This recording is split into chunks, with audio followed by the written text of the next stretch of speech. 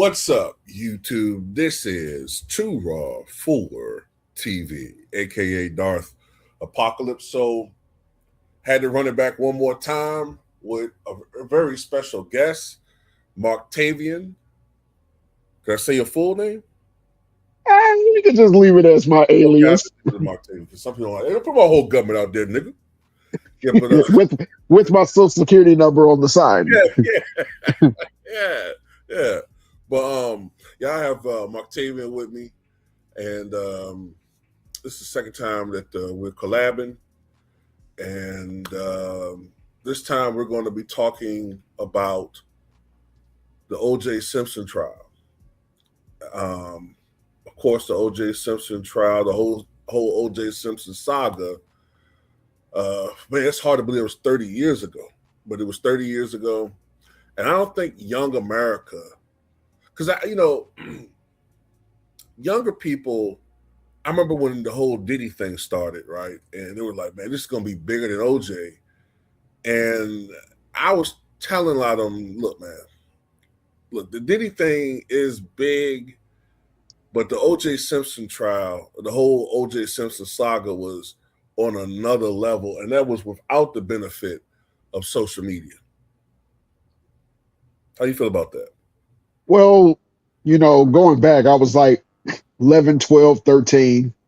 Um, I know that there are channels that made their names strictly off of coverage of the O.J. Simpson chase, arrest, charges being brought. That famous Times Magazine cover of him on the cover with the, doing his mugshot. And it seemed like at one point in the 90s, it was 24 hours round the clock coverage of O.J. Simpson versus the state of California. Yeah, I remember distinctly. I think it used to be called Court TV, Right. or it might have been Crime TV at first, but whatever. It literally boomed off of this because it covered the O.J. Simpson trial 24/7, and I'm one of the people. When that first happened, I was 13 years old, about to turn 14, and it boomed like it became a huge hit just off of following the O.J. Simpson trial to the point where it changed its formatting. It used to just show crime. I remember before it used to show car crashes, deputy highway chases. But the whole O.J. Simpson trial literally changed their whole formatting to the point where I think it went from being crime TV to court TV. And it did see a drop off significantly in viewership after the whole O.J. Simpson trial. But yeah, man, like you said, it changed the landscape. Shit, it pissed all of us off when we were watching the NBA Finals and NBC decided to split screen between the game and the slow ass goddamn highway chase between OJ. Was that really a chase or was that a follow? Because they were doing, AC Al Cowlings or whatever the fuck his name is. He was doing the speed limit. He had a car phone. Yes, back in the day, there used to be this thing where you had a car phone. There was a big ass box phone drilled into the center console, and you used to be able to call people. But only And people could afford those back then. well, yeah, or people that lived in California or Hollywood, or you had to be like rich. And then the funny part about it is, he kept passing the car phone back to OJ, and of course OJ was trying to say this was his last ride at this, that, and other. But the reason why I did it on purpose by saying 11, 12, 13, because the OJ murder trial, chase, arrest, and ultimately acquittal was basically the end of a 3-year racial turmoil, specifically in California. Right. The young lady that got basically executed in the corner store that made Asians versus, Black Americans. Then you had the Rodney King. The Rodney King getting his ass whooped for 45 minutes plus on the side of a highway. And if it wasn't for the man to break out his big ass tripod and RCA camera, this Mm, would have been swept under the rug. The tensions were so high between Black Americans, law enforcement, and the judicial system. Wink, wink, wink. And it seems like we're getting a repeat performance of that in 2026, but that's either here or there. right. The O.J. Simpson murder case, if you were Black in a Black family, because I don't know in a white family, because not white, that's all the family talked about. And they strung together not just what happened in 92, 91, but they were even stringing together cases in the 60s and 70s. This brought the Black community together in a sense. And it's sad that a tragedy had to happen for that. But Black communities were more aware of these things happening. We used to just hear about it only happening in the South or only happening in certain parts of the Midwest.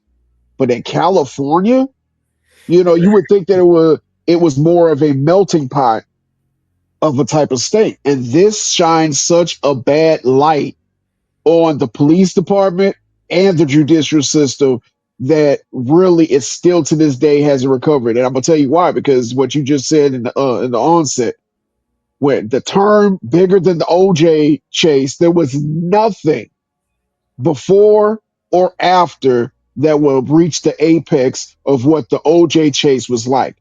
And going back to what your point about the NBA Finals, they didn't put the NBA Finals on the big part of the picture in picture. They put it on the little itty bitty part of the picture in picture to the point where they were forcing you to look at the OJ chase. And there Yeah. are so many preempted shows that lost episodes because if you're in the Midwest like we are, or we were rather, California's 2 hours behind. So if you're watching The Simpsons like I was when they preempted it at 6 o'clock, this chase is happening at 4. And then, primetime TV comes on at 7. And then you got the NBA Finals was coming on at 7:30. And then it was a pivotal game for the Knicks and the Rockets, but nobody remembers that. Must see TV. Hmm. When you look at your Netflix or your Hulu or all these episodes of some of the shows that you remember, you might come across an episode and you didn't watch this series so long. You're like, I don't remember this episode. Look to see if it was June 17th, 1994. And if you've never seen it, it's because all those shows were preempted. And then whenever you buy the DVD box, they would say lost episode because it was a lost episode from June 17th, 1994. But Yeah. it was big. Yeah. It was huge, man. Um, it was huge, and I remember when it first happened. Not well. I do remember the murders because I remember the first time I heard anything about the murders. I was geared to go. I want to say I'm trying to remember. Was I still in school? It might have been like my last day of school or next to last day of school. Yeah, I think it was. It was like my next to last day of school because that might have been that Monday. And I remember hearing on the Today Show because right before I used to go leave for school, it'd be the very opening of the Today Show, and it said something about this is back when it was Bryant Gumbel and Katie Couric, and it said something about the wife of O.J. Simpson because the O.J. Simpson part caught me because I saw crime tape for and it said the wife of O.J. Simpson and a friend Ron something at the time I didn't know the name were found brutally murdered. I said, "Oh wow, that's fucked up, man." Because then I was thinking like, "Damn, was it O.J. too?" So that's all I thought about it. I didn't think more of it. I just said, "Man, this is horrible." You know, I hope that OJ is okay. At least physically. This is going to be terrible. I did not know that that would become what it ultimately became. Then I would start listening to it, stories the next couple of days, and OJ was on a plane supposedly, or in Coming back from Chicago, Chicago. yeah, en route to Chicago when he found out about it. He was supposedly in shock. But I kept getting this feeling listening to some of these people like Rush Limbaugh and others. I kept getting a feeling even then, Marctavian, that they wanted to put OJ at the scene of the crime.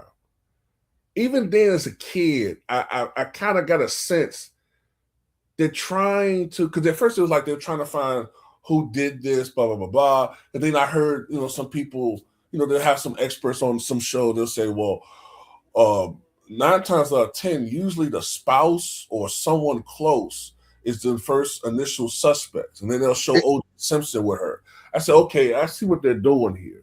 It's funny that you say that because I remember, I didn't find out about it until after school. Right. Of course, it was, whenever my mother and my grandma used to watch, Young and the Restless. And before that, they had the little breaking before they go into the Young and the Restless. I was like, oh, no. My mother, because I didn't know that, Nicole Brown, usually when they got the last name Brown, the skin matches their last name. But my grandma was like, well, if it's a white lady, they're coming after OJ. And I remember later on for the, 10 o'clock news, 11 o'clock news, we look for the weather and then we go to sleep. They said no leads. And they said, this seems to be open investigation. We have no leads at this time. Then the next day they were saying, well, the way the crime scene was left, it seems to be between the two victims a crime of passion. Once they said that, yeah, I was like, uh-oh. I know what that means. White lady, white man, ex-wife of OJ, and then that's when they start saying, well, OJ and Nicole Brown, OJ was, I don't want to say convicted, but he was arrested for domestic violence and I was just like you, I see where this is going. It didn't take a slide ruler for you to add up that, OJ's ass was going to be a suspect, even though he was coming back from Chicago. They were going to make him a suspect, and we're getting ready to get to the lead detective in a minute. I would tell you what was lost on me, though, man. And this is just because of my youth and naivete and just not being aware of the racial dynamics. Going to school, predominantly black, classmates. My teachers were predominantly black. My friends were all black. So when I watched the O.J. Simpson case, like when it went from him being arrested, charged, they get the jury, then it went to trial, right? And when it was, I think the trial started with January '95. I think so. That sounds about right. Something like that, yeah. So I think they was in trial for 10 months, from January to October, if I'm not mistaken. Something like that. It's like they was in trial forever. 3 years. It seemed like it. Anyway, when I was watching it, at least initially, I wasn't thinking about race, Marctavian. I was looking at it from an evidence standpoint. Sometimes when the prosecution was delivering their case, I said, that is there's some compelling evidence, right? Especially the timetable thing. I said, damn, that is kind of it's kind of interesting, man. Like, could he have done it in that time? I said, well, that kind of makes sense. Maybe he could have. But then when the defense would give their case and they were trying to use the timetable thing against the prosecution, I'd be like, okay, well, that makes sense too. That is how can he do all that in that little bit of time? Yeah, that makes sense too. The racial element didn't really come up until Johnny Cochran basically became the lead attorney. And then I noticed I started seeing more of the debate about black and white in America when Johnny Cochran took over the lead of the case. But even then, I wasn't I was looking at it from an evidence standpoint. I didn't become aware until like maybe the summer or fall of '95 when it was like, you know, we was getting closer to the end of the case.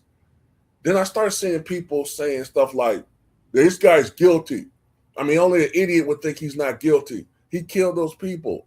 And I'm like, wait a minute. I mean, there's evidence that, and I noticed the visceral anger and the reaction from certain white people. And I'm like, okay, are you listening? Are you listening to the same evidence I'm listening to? It's like you got your mind made up already. You know what I'm saying? Without listening to certain evidence. And then you got other people who just was defending OJ without even giving a hell about what the evidence was. They could care less. So I said, okay, all right. There's something else going on here that I wasn't aware of. Now, of course, I'm very aware of it. But what's your thoughts on that?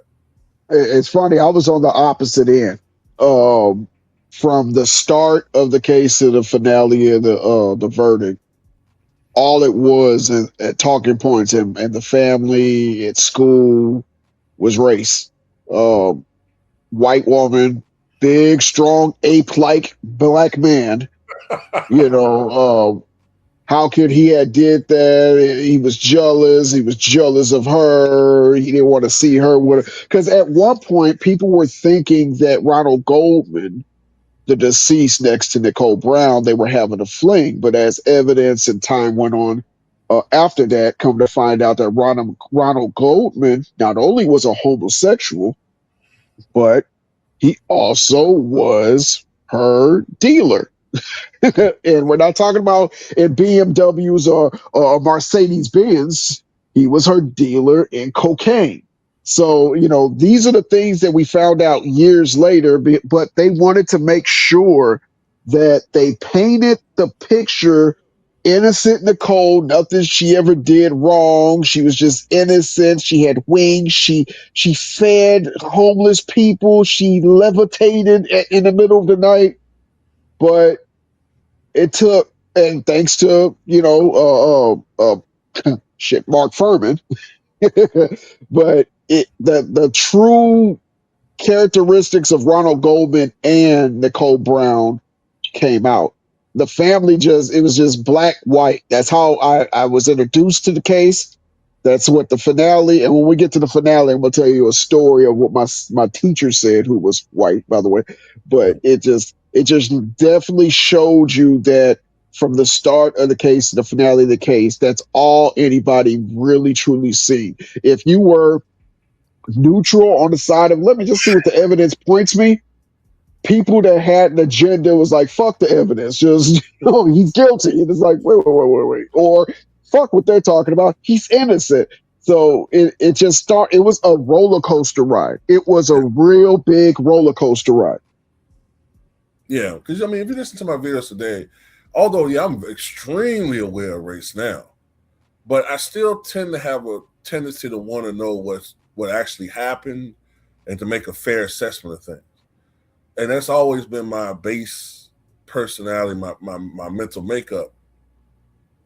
But yeah, the OJ Simpson case is what really first opened up my eyes truly when it came to race in this country. Uh, and it was a stark reality because I was under the impression that much had changed foolishly. I should be fair. I was 13, 14, 15, but I was under the impression that we had made a lot of racial progress. And now the only thing we did was progress with certain laws, but you can't change what's you can't dictate by law what a person will always have in their heart or in their mind. People will And, always find a way, you know what I'm saying, to suppress certain things, but they're always gonna feel a certain type of way. And what it showed me was a lot of people still have problems with interracial marriages, in particular if it's a black man with a white woman. Although hypocritically, they don't have a problem if it's a white male and a black woman. But you know, that's another argument for another day. Just being honest, I'm talking about certain people. Um, And I noticed in particular, white men had a problem with this whole situation.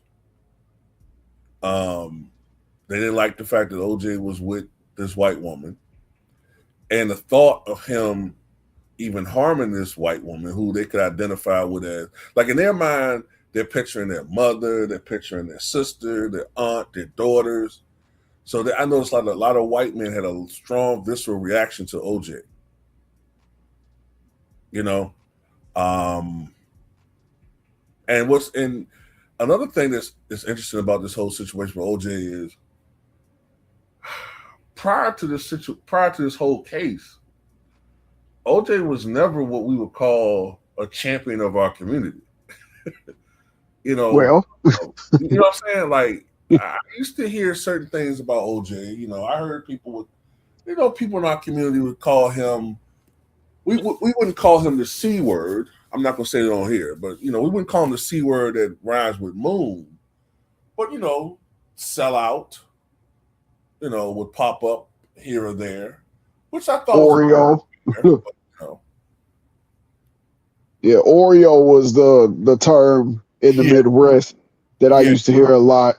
But I like how you served that up perfectly because I'm chomping at the bit to get to the Mark Furman lead detective part of yeah, this. Now, yeah, to yeah. be fair, there are a lot of individuals associated with this case that's not with us no more. Mark Furman died this year, May 12th, Throat cancer. 2026.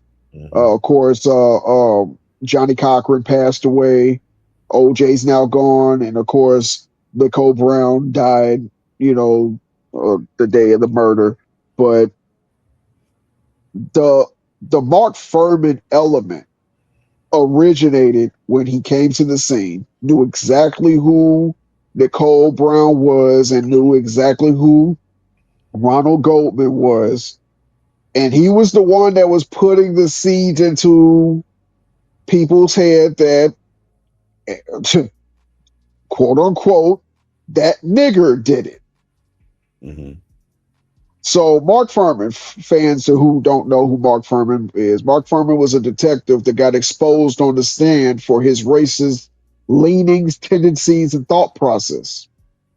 Uh, Mark Furman has had countless, longer than probably the Declaration of Independence, of uh, abuse, was it excessive force, complaints against brown and black people, and continue to stay on the force. And it was only after the trial ended, October 3rd, 1995, where his detective practices started to be scrutinized. Let that sink in. This man has been accused for all of his career as being someone who abused black and brown people, called them all type of racial epithets, and it was only after he was exposed in court that they wanted to start to look and scrutinize his career as a racist cop. And it's not alleged. Oh, is it not alleged that he was a racist cop?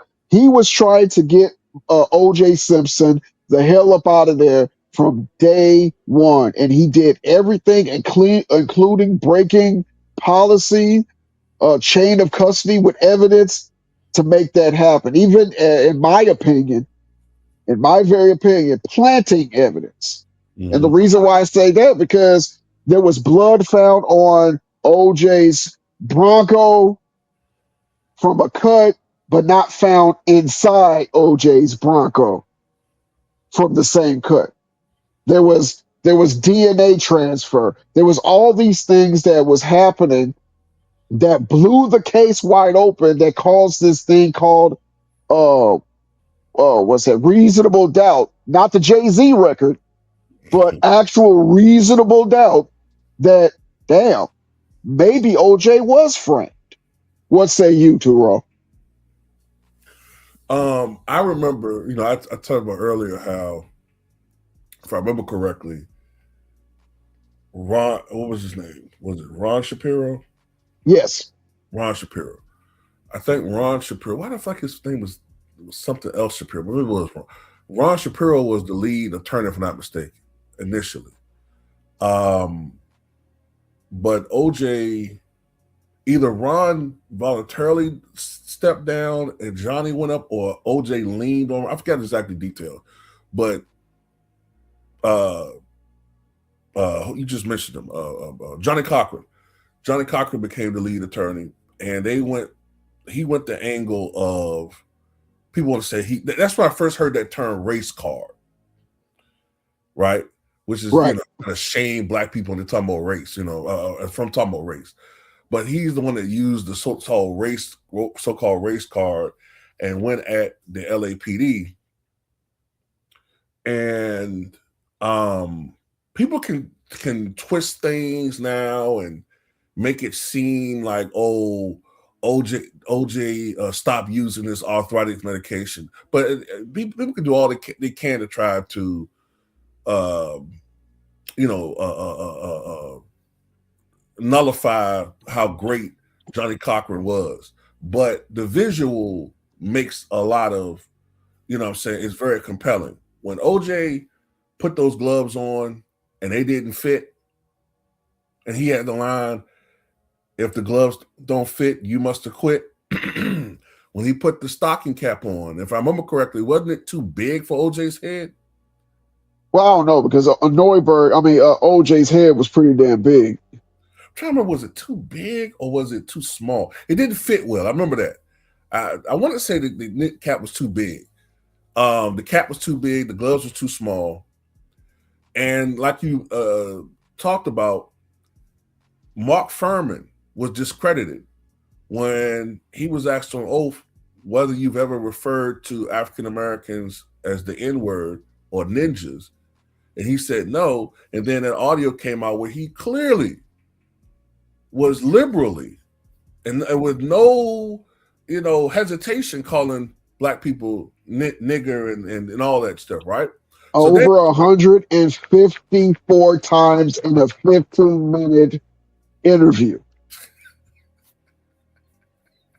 So that's at least 10 even times per minute. even Archie was like, yeah, damn, boy, can't get easy there. It was like listening to, I don't know, a Camp Lo album. But look, that was,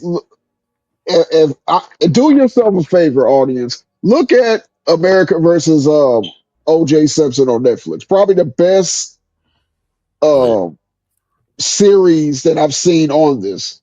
FX created it. Great yeah, job.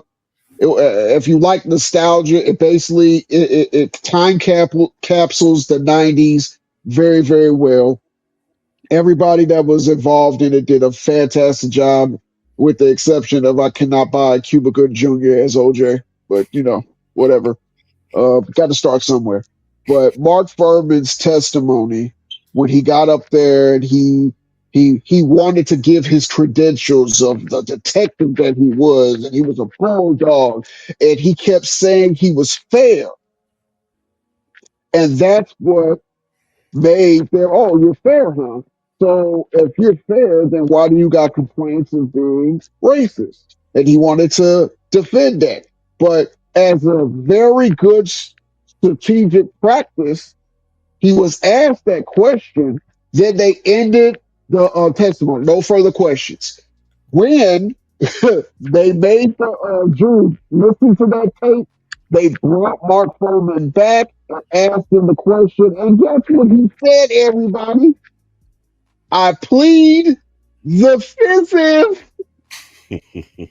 which means, because everybody that heard it, there is nothing that he can say moving forward that's going to justify or defend the fact that he's now looked at as a racist. So guess what they end up doing? Stricken his testimony from the record. So now the jury can't even use his prior testimony to help in their case. That was the first shot that was making the case take on water. The death blow was putting on those gloves. And they baited the defense into asking OJ to put on those gloves, which was perfect because they fell for it hook, line, and sinker. And when he put those struggling ass gloves on and they did not fit, it was over. And it was over rather quick. Yeah. Because you got to understand something about the law. The law states that it has to be reasonable doubt. Not whether you think he did it or not. It's Beyond a reasonable doubt. Beyond a reasonable doubt. yeah. Beyond a reasonable doubt. Yeah. That's the precise law quote. That has to be beyond a reasonable doubt. So even if you think he may have done something, that's not enough. No, it can't be. But you can't convict people just because. Well, maybe he didn't do it, but I'm going to convict him anyway. No. It has to be overwhelming evidence. So this is not the Salem witch trials where you could just point at her and say she's a witch and they drown her. Right. So I'm sorry, but no matter how you feel about O.J. Simpson, the prosecution did not do their job. They didn't. They did not provide enough evidence to the point where, if you listen to it from an objective manner, there was reasonable doubt as to whether or not O.J. Simpson was guilty. Period. And the jury reacted correctly. And this is when I really started getting annoyed by a certain segment of our society, when they couldn't let this thing go. When the jury was announced, when the jury announced their verdict on October 3rd, I think 1995. Correct. And he was found not guilty by a jury of his peers. Then you had certain people. I used to see this on Fox News. And matter of fact, I want to say the O.J. Simpson trial is also what blew up Fox News. That as well. Right. CNN. Right. Them, that, and the Monica Gate. That's when I really started seeing Fox News blow up. But anyway, it was the jury makeup. Oh, it was the jury. That's what got him up. So, okay, so what you're saying is black jurors cannot be objective when they're listening to evidence and there's a black person involved as being a subject. We can't be, so we're looking at race. So are you projecting that when it's an all-white jury, they're doing the same thing? Is that what you're doing? Is that, because I'm trying to figure this out. Inadvertently, that's exactly what they're saying. Inadvertently. Right, because for decades, you have all white juries convicting white people who clearly were killers and murderers, and you guys had no problem with it because you're looking at race. You didn't want to. I think you mean acquitting. You said convicting. They're acquitting them. Sorry. Yeah. You're acquitting people who obviously were guilty of murder. So it's like at the end of the day, and that's why when they had the civil trial, they did not have one black American male on that juror. I think the one black male was a Jamaican. He wasn't born in America. He was I think an immigrant. So they didn't have one black American male on the civil jury when he was found liable. And I think 8 or 9 of them were white people. But you don't have a problem with that. I notice they don't complain about the jury when it comes to the civil trial, though. Yeah, or that actor Blake that killed his wife. That was in the back of my mind too. That was in the back of my mind. I was going to bring that up. That's another thing that made me like, okay, I don't ever want to hear you guys say race isn't playing a factor in this. So Robert Blake, supposedly, he's at a restaurant with his wife, who supposedly has people out that want to unalive her. They get ready to leave. He goes, "Oh, wait a minute. I forgot my gun. It's on the table. My gun that's here to protect you. I'll be back, my beloved." He leaves. Somebody walks up to the back of the from the rear of the vehicle, shoots her in the head. Then he comes back in shock. Oh my wife, she's been shot. Then whoever shot her, no. What was the detail? Was it his gun? No. I think it's his gun that he was using to protect her. He then throws it in the dumpster. Why? Because he's innocent. Why would he throw his gun in the dumpster? Right. So I'm thinking, okay, people are going to be really hot on this one. They didn't give a fuck. Or, well, I mean, if you look at Bonnie Lee Blakely, her past, I mean, this is a real shady woman. I mean, okay. Because you like, so since you like Robert Blake as an actor, and he was Beretta for crying out loud, and he's one of your tribe, you don't give a fuck. Now you want to demonize Blakely. Okay, fuck you. All right. Woosah. Yeah, man. So that's when I really started saying, you know what? Okay, I see now. But it's funny that you say that, because just going back, Nicole Brown Simpson was perfect. She didn't do anything wrong. She gave stem cells to researchers. You know what I'm saying? She fed the sick, healed the dead, and all these other things. But yeah, I can see why Robert Blake killed his wife if he did it, and he was found acquitted. And I didn't know nothing about Robert Blake. The only thing I remember from Robert Blake is he was the protagonist on Money Train. That's the only thing I remember from.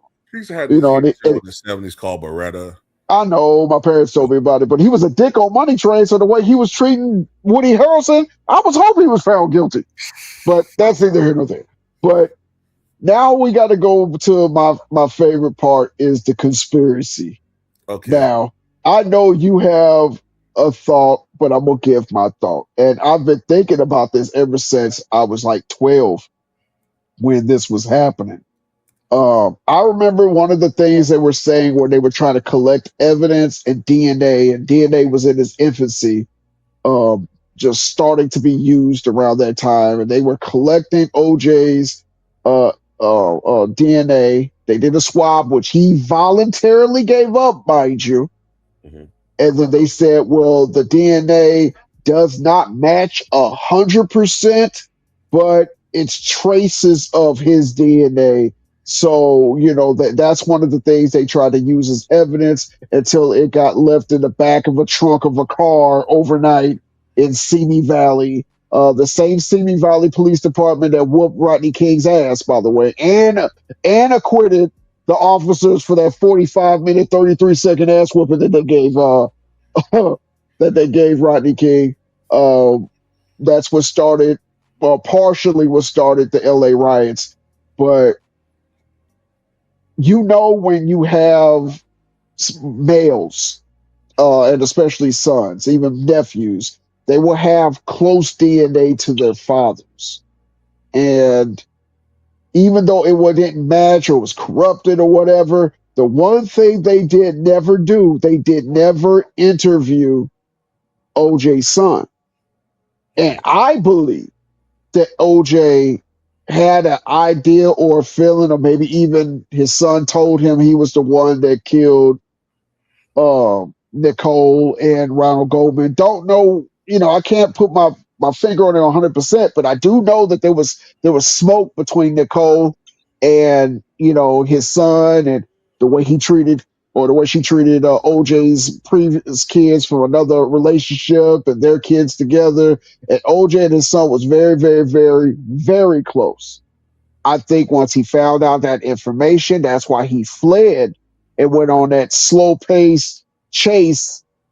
Because remember, he was trying to go see his family one last time, and he was going to commit suicide.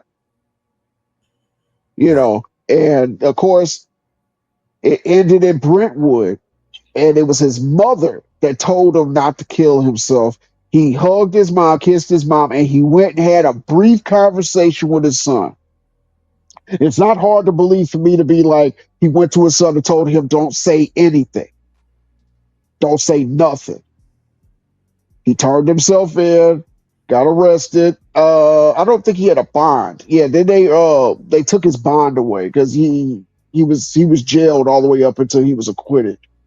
But what's the likelihood that his son murdered Nicole and Ronald Goldman? Maybe he walked in and think that she was, you know, sleeping with Ronald Goldman and doing coke and all this other stuff and snap, or maybe it was another reason. But I'm not the only one that shares Mhm. that conspiracy theories. I heard it from a couple of other people.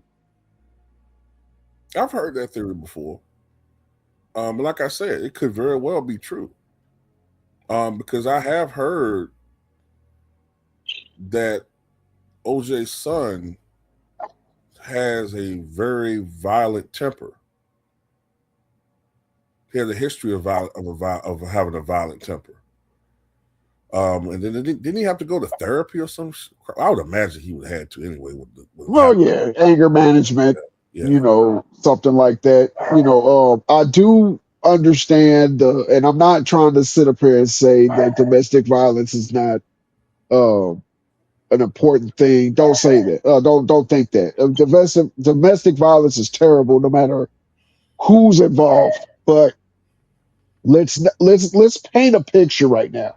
You come home from wherever you're coming home from, and then you catch your wife between the legs of a male mopping him off.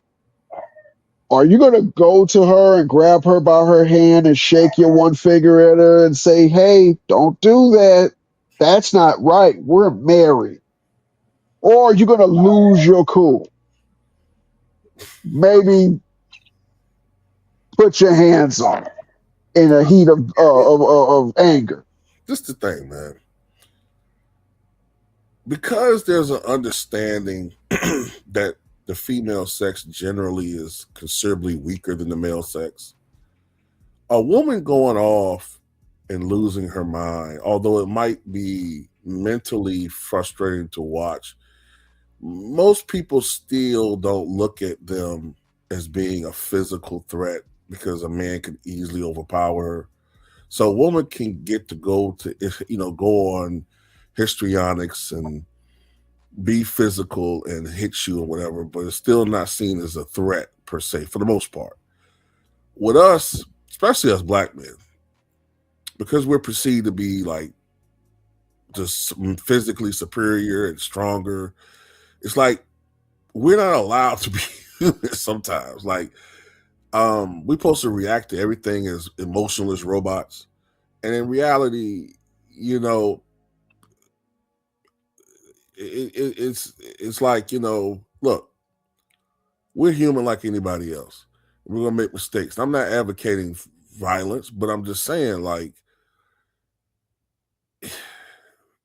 people gonna react to certain things in a way that, especially that type of betrayal, you're gonna react a certain type of way. And I'm not condoning like that type of behavior, but at the same time, I'm not condoning, cheating on your spouse in a way where it's just totally disrespectful. Like, I mean, it is what it is. That's just how I feel about it. What was he supposed to do? Stand in the doorway until she finished and then put her on punishment? No, that's not reality. I've seen too many dash cam videos of women beating the hell out of a guy, and then they know if I swing back, I'm gonna get arrested. And there's women that know that as well. Nowadays, like you can't swing on me, you can't defend yourself, you can't do nothing. All I got to do is tell the officer you hit me, and it's over for you. Now there So are they states like to use now. that to their advantage as well. Now there are states that now, thankfully, are taking it more seriously. When a woman puts her hand on the spouse, and they will charge them with, domestic violence too, because it needs to be an evening of the playing field. Because it can't be this loophole in the law. And I know we're talking about the OJ thing, but I just want to mention this. There can't be a loophole in the law where only men are charged with domestic violence, but a woman can do it, and police officers laugh and oh, you're not a real man.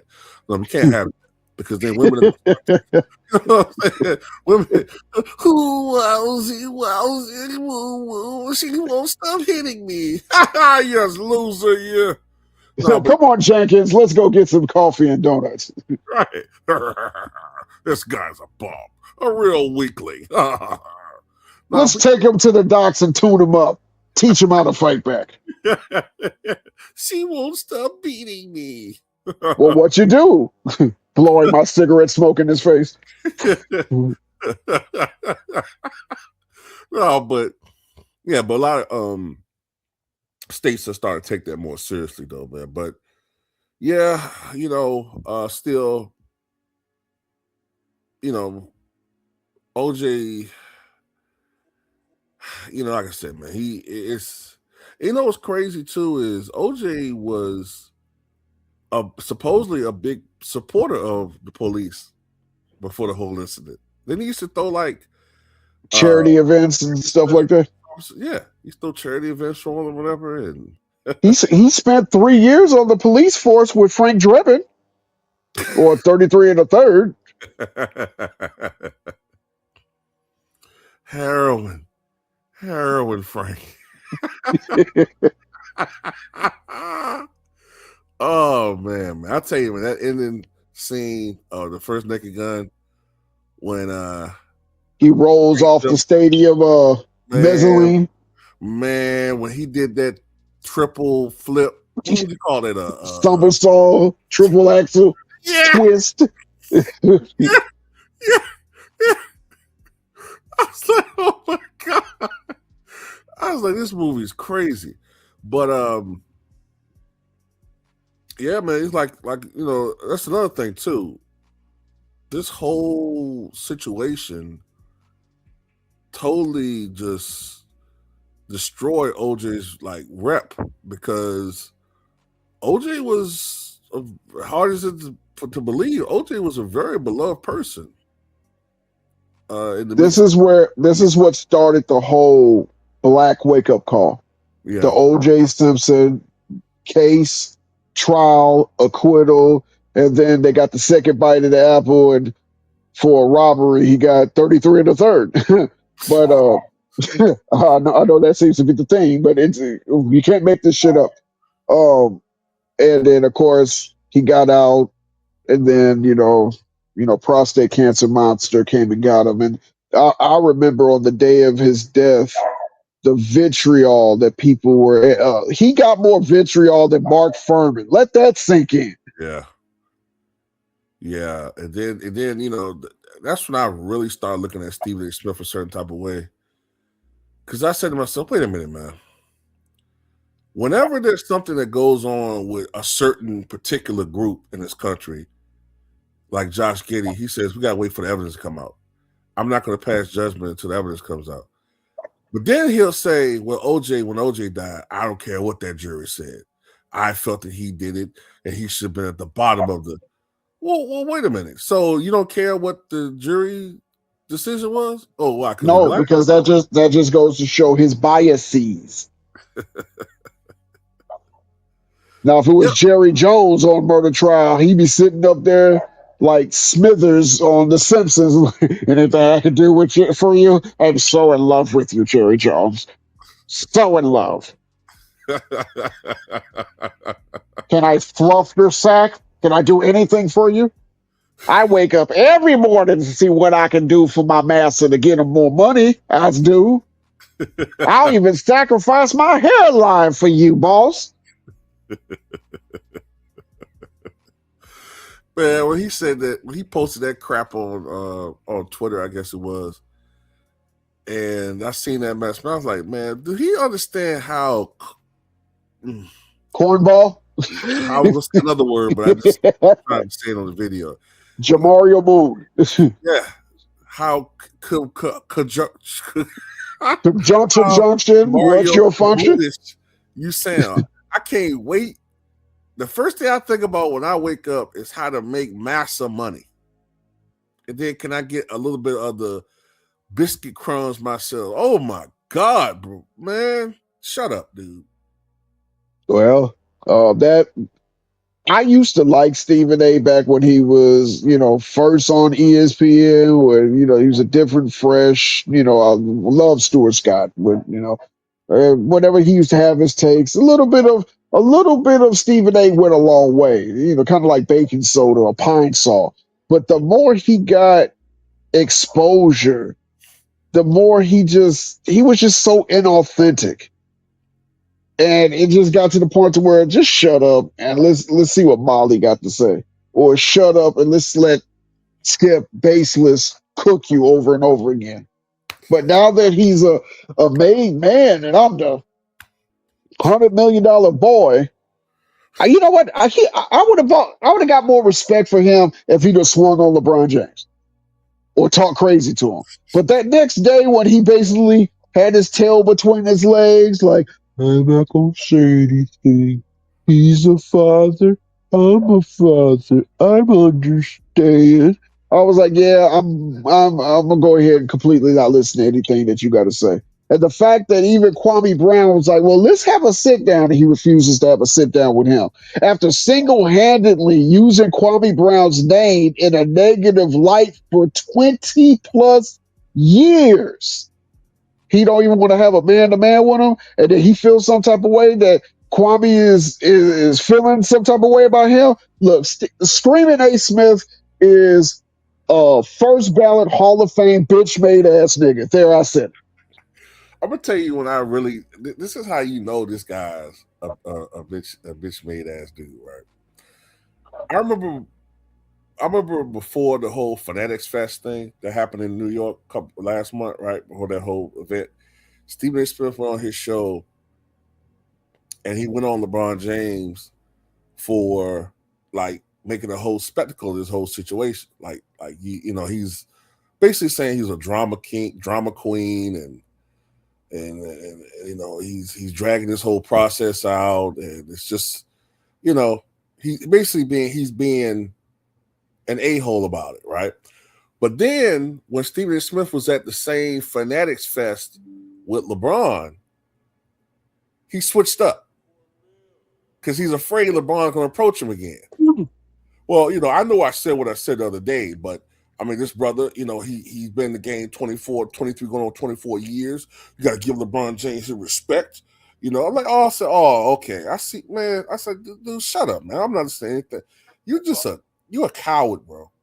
No, he's a bitch made ass nigga. This is the same bitch made ass nigga that said, well, if LeBron signs with with the Knicks, I'll never say a bad thing about him for the rest of his career. I'm like, oh, okay, that's it. I'm really, really, really, really, really done with you now. Yeah, I remember back when Town Biz, YouTuber, approached Stephen A. Smith when he was staying at a hotel that Town was covering a fight. And all Town wanted to do was ask this guy a question. And he ran, man. He ran from the brother. That video's still on YouTube. He ran from him, man. And then afterwards, Stephen A. Smith started running with bodyguards, running around with bodyguards because I guess he's afraid somebody's gonna do something to him. Isn't this the same Hall of Fame bitch made ass nigga that's put out boxing video and say, I wish somebody would run up on me so I can show them how I can whoop their ass? Look. I'm gonna tell you just like this: 2 surgeries. I got a knee problem, and I will still work the shit out of Screaming A. Smith. Look, this is the same dude that smiled in Jalen Rose's face while allegedly sleeping with his wife behind his back. Ain't gonna call it, that's my brother, that's my boy. There is nothing loyal or authentic about Stephen A. Smith. Now, before we get off on the Stephen A. Smith tangent, you said you had a conspiracy theory you heard about. Yeah, I do want to get that off my chest. All right, so so I've always, because there's always been this serial killer theory out there. I don't really believe that one. I've always thought that there was some credence behind the Colombian cartel theory. As a matter of fact, Johnny Cochran mentioned it during the trial that he thought that might have been what happened to her. And what I think happened was, at the time, Nicole Simpson was living with Faye Resnick. And Faye Resnick, at that time, early 1994, mid 1994, she was dyeing her hair blonde. and Faye Resnick was a known cokehead. Nicole was too, but Faye Resnick might have been even worse. And Faye Resnick was kind of mixed race, but she was light complected. So from a distance, with her blonde hair, she looked a lot like Nicole. They had the same build, similar build. And apparently, Faye Resnick had gotten to debt with some of these guys with the cartel, as far as owing them money for blow. I mean, cause shit, most people in Hollywood at the time, young people were into that, either selling or using, or both. or both. Yeah, and that's something that's always left out of the equation when it comes to talking about Ron Goldman and Nicole Brown Simpson. The media always leave out. They just say he was a waiter. Yeah, but you don't mention that he was also a dealer, and he was her dealer, right? But anyway, supposedly the day of the murder, earlier that Sunday evening, Nicole was seen arguing with some guys in a van, right? She was arguing with them. What was said, I don't know if it was ever documented, but she was arguing with them, and then of course we know what happened to her a couple hours later. What happened? Just fine.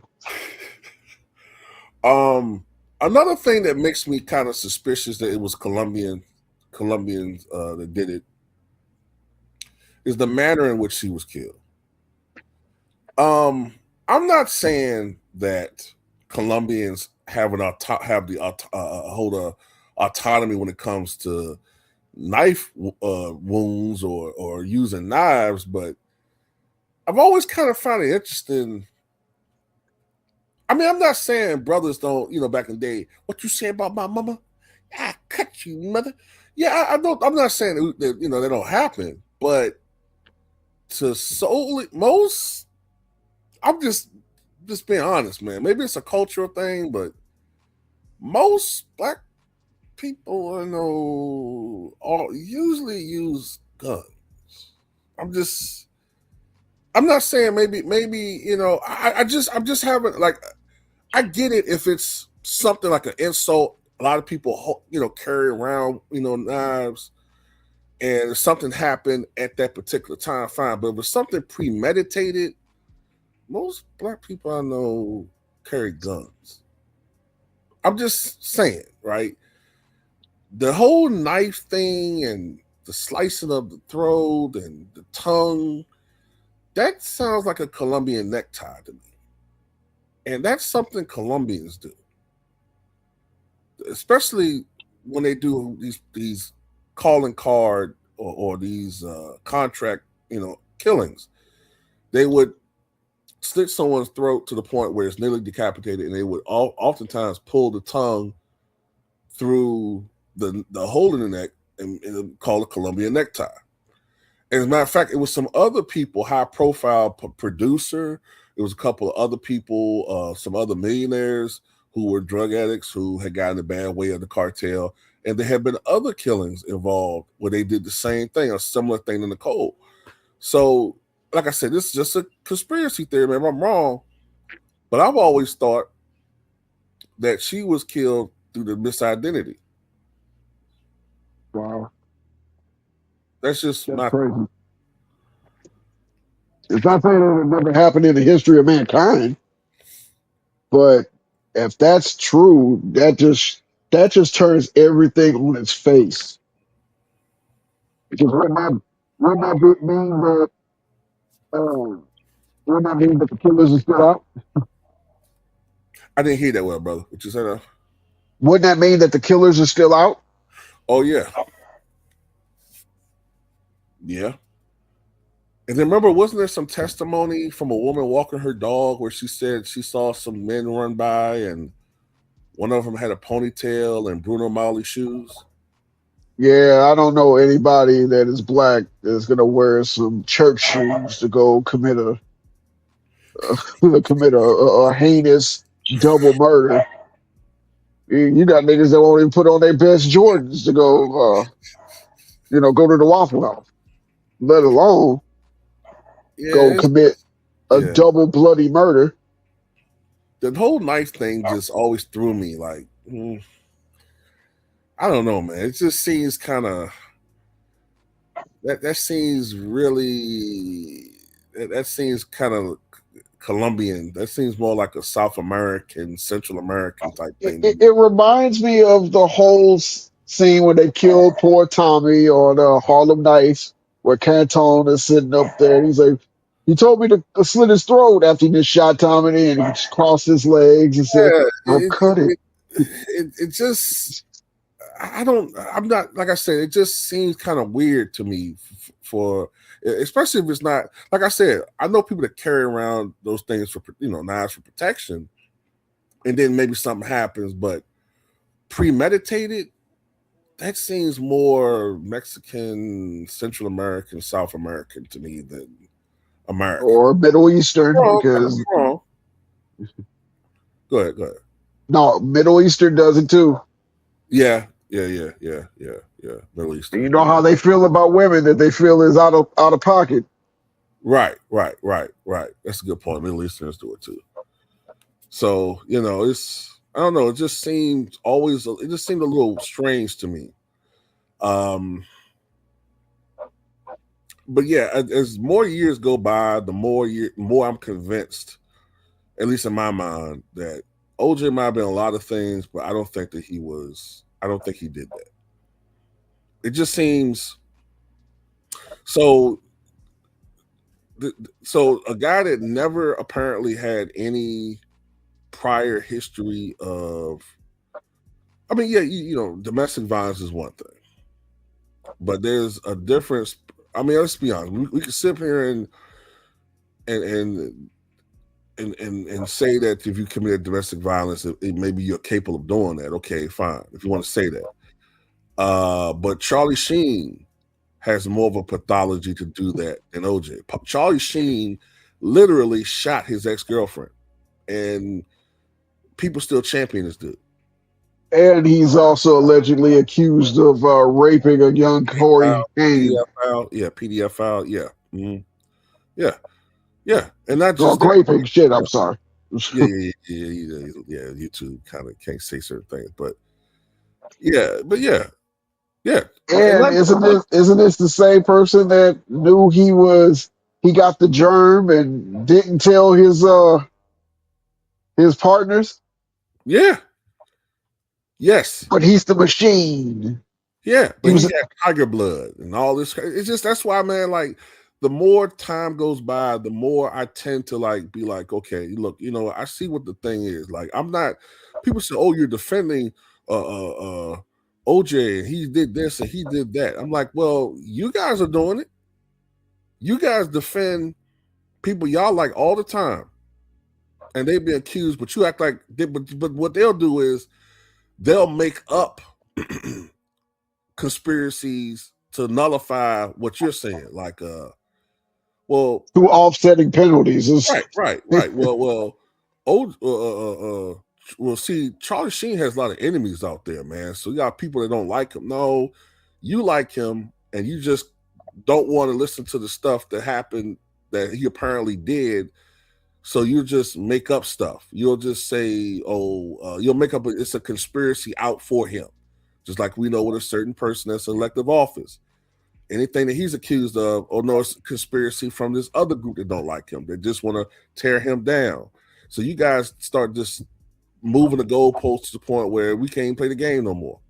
Or a professional quarterback that plays for a Ohio franchise that didn't have anything on his record, but as soon as he asked for a trade from a Texas team, then magically a lawyer who was the lawyer of the owner of that Texas team, now all these allegations of being inappropriate comes out. Even to this day, he's still paying that shit off, and nobody believes him, and everybody wants to call him all these names, this, that, and the third. But Charlie Sheen, oh, he gets a pass.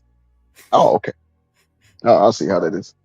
What could be the difference between Charlie Sheen and a quarterback that plays for an Ohio franchise? Let me Oh, you think. mean that fellow Watson, huh? Oh, well, whoa, whoa, whoa, whoa. Hold on. I'm just trying to see what makes the okay. Charlie Sheen, what 6'1", a little on the pale side, millionaire, quarterback for the Ohio franchise, 6'4", brown. Oh, I think we got the one. It's because he plays for the Browns. That's why, right? Right? Right? I wouldn't say it's because he plays for the Browns. Oh, okay. Let me see. And what was the flavor of the accusers again? Were they milk chocolate? Were they peanut butter? Were they French vanilla? Mind you. Oh, okay. Or an actor that is seen on camera running away from his girlfriend that seems to have a problem with him, and he gets even though when the body cam shows that she called the police from his apartment, they were asking her, "How does your man own this apartment?" And they were coaching her, basically Uh, pushing her to accuse him of SA her, Stephen A. SAing her. Yeah. And this is why I don't watch listen to this is why I don't watch really anything TMZ talks about anymore, because Harvey Levin is totally he's that whole thing, that whole network is that whole site, I should say, is completely bought off, man, and biased. Biased, And very biased. yeah, because I'm like, okay, you guys aren't gonna report on the police officers coaching this woman into lying to put what's it called in prison? Jonathan Majors in prison for nothing. You guys, what are you here for? Are you what's the point of you guys being in media? Because media is now entertainment. Media is not what we grew up with, the Walter Cronkites and Dan Rather and Barbara Walters and I'm running out of names. People that the Gumble brothers, the people that actually did journalism, not just Bernard Shaw. act, yeah, not just act like they're a journalist until they get on ESPN and they're sitting up here just look at me, I'm a jackass. Look at me, I'm a jackass. Yeah, man. Ugh. I like, I grew up watching television, and at that time, man, everybody was held accountable. It didn't matter what race you were. Pete Rose, they didn't make excuses for him because he was white or black. They felt like he He broke the rules. He's broke out the rules. for life. He broke the And it was rules actually outright. right because they only reinstated him once he died. Right. And so And you were right about that, right? You know what I'm saying? Now, me personally, I thought enough time had passed. They should have reinstated, like, no, we're not going to. A. Bartlett Giamatti banned him from life. Unfortunately, A. Bartlett Giamatti died a week after he did that. And then every subsequent commissioner, when asked about it, I think the first one was Vincent Fay was his name. Was it Vince Fay? I forgot the commissioner name. Vince Fay, whatever his name was. Then Bud Selig, and now this guy.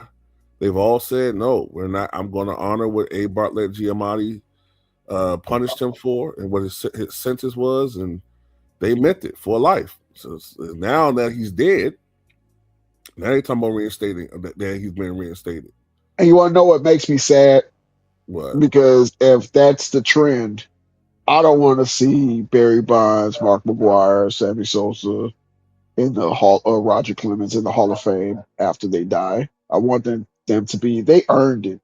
Now, now Yeah. we're getting into another No, conversation, no, no, but no. We can talk about the stuff. We can just talk about the stuff. We can talk about the stuff.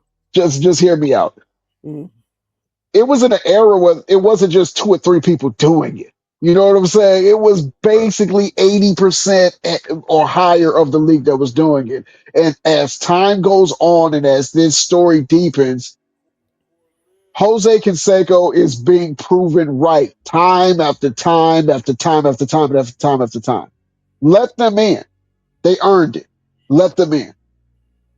They're, Yeah. how the hell you gonna keep them out? But David Ortiz with all his wink wink, nudge nudge. This dude went from couldn't even hit more than 20 home runs with the Twins to a two-time, three-time World Series champion in Boston, cranking out between 35 and 52 home runs. Right. I remember one year he hit 54 and shit. And I'm like, wait a minute, where was this at when he was in Minnesota? Like, you know what It I'm was saying? in Like, that glass vial that they keep in the Super Soldier Serum case in Stark Towers and shit.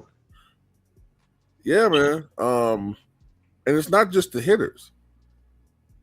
Andy Pitchers Pettit, pitchers were taking I said STSs. pitchers were taking the Jim Candy. So it's like you say, Andy Pettit, Roger Clemens, some other ones too. I just can't think off the top of my head. It was a couple of pitchers that got busted juicing. So it's like, I don't like how they're signaling out the people who helped to bring baseball back, because also there was nothing in the rules at the time. Now, you might can bring up a moral issue, but from a legal standpoint, there was nothing in the rules that said that you could not actually use most of these substances they were using. Now you can't even use the moral element because if that's the case, then you have pitchers and hitters that ate true, which is chewing tobacco. Morally, that's not right. But you can't even use that because then you will have to police it all the way down to make it a religious sport, which nobody was going to do at that time.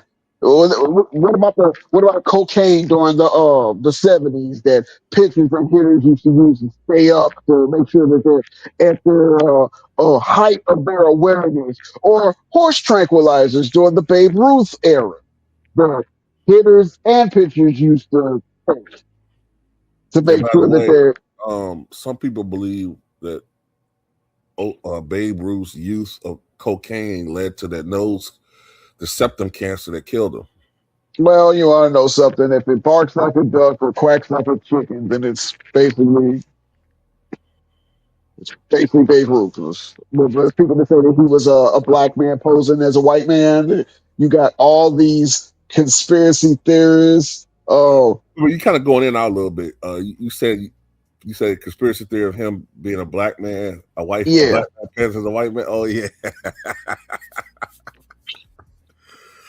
Well, I Yeah. mean, I will say this: his father looked a lot like him, so it definitely was genetic.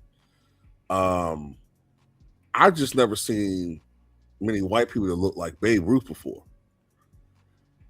He does look kind of suspicious. Not suspicious. Okay, I'll take it. But you know what though? When I was a kid, though, in all honesty, when I was a kid and when I first saw Babe Ruth, like when I first saw him, I thought that he was a black man with like good Good hair. good hair. That's what I thought. I thought he looked like Roy Campanella with good hair. I don't know who none of those words are that you just said. I've heard of them separate. I heard of a Roy. I heard of a Caponello, but not put together. He was a all-star catcher, or Hall of Fame catcher that played for the Dodgers. That career came to a horrible end because he got into a car accident, was paralyzed. Oh, I'm so sorry. Yeah, I don't know. I don't know how I feel about that era because they were not playing against all the talent. They weren't I playing know, against the Negro leagues. I know, They- I know, I know. so I can't sit up here and basically give him all the credit. I can't even say he's the best baseball player I've ever seen because Never you seen didn't him, ha- and plus, you didn't play against the best competition out there. right, right, right. The only reason why I give him any credit, because like I'll give him credit, but I'll never talk about Ty Cobb or Tris Speaker or the other ones out there. You know, only reason I give him any credit is because he did seem to advocate for black players to join Major League Baseball, but it was just a quote unquote unwritten rule at the time that they did not want blacks to join Major League Baseball. I only give him credit because he came out with a very, very good candy bar. And that wasn't even about him. Yes, it was. The No, it Baby wasn't. Ruth was about Babe Ruth. It No, it even wasn't. had Yankee stripes on it that was red and white, I They think. took advantage of it. They took advantage of his popularity. But that's not what the Baby Ruth was named after. It's not named after him.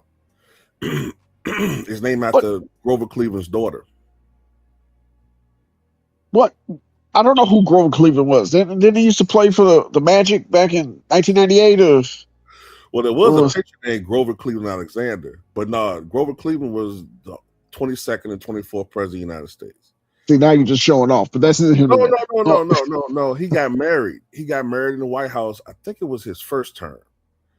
But in his second term, I think it was his second term, or going to a second term, he had a baby because his wife was much younger than him. Like when he got married, he was like 47 and she was like 23 or something. So she had a well, baby. And her name was Ruth. And she was so popular at the time because that, she was dipped in chocolate and had peanuts. I mean, I don't know, but you know, this is the 1890s, so I don't. People didn't really have much to talk about. So she was so popular in the No country Twitter. that a confection company came out with a candy bar in her honor called the Baby Ruth. But when Babe Ruth became popular 30 years later, they definitely started reimagining that candy bar as to be named after him, to the point, like you said, they were using Yankees colors and shit. Let me ask you this question: what was the president that came out with the Butterfinger? I don't know about that one. Okay. I don't know if there was any Butterfingers. Well, that was presumed clumsiness. It's not Gerald Ford. Nixon?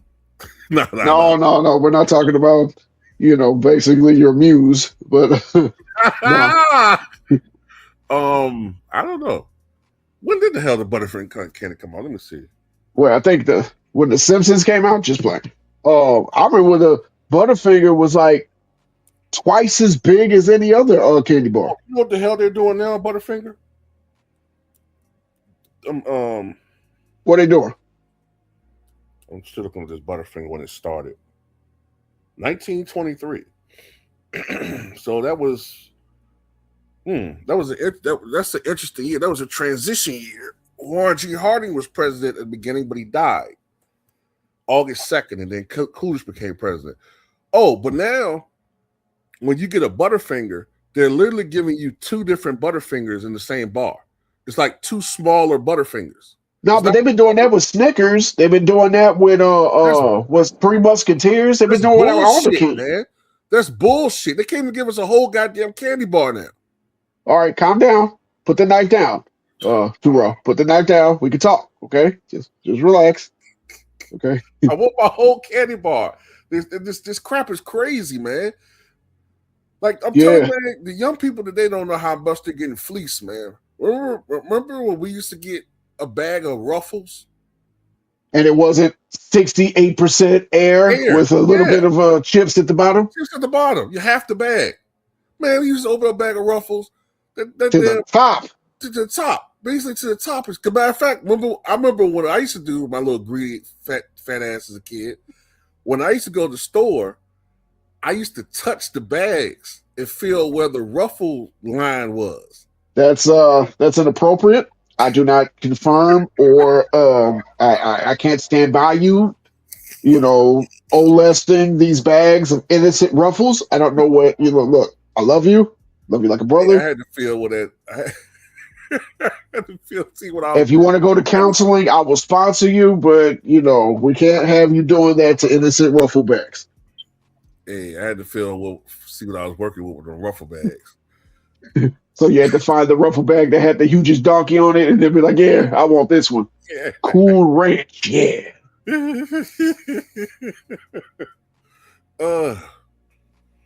Nah, man, but that's crazy. That's what we're talking about with the OJ thing. Well, it's all these conspiracy theories. I think to sum up the OJ saga, if you will, he's a cautionary tale. Mhm. He's a cautionary tale of how people truly feel about you in the shadows versus what they show you in your face. Yeah. Because, even we forgot to mention one of his best friends were the Kardashians' father, Oh yeah, Robert Kardashian. Yeah.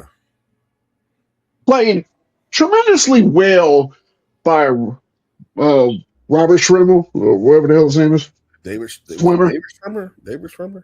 Well, Ross from Right, Friends. Ross We'll from just say it like that. Yeah, yeah, Yeah, yeah. but yeah, he did a perfect job of looking like he was sleepy, dopey, sneezy, grumpy.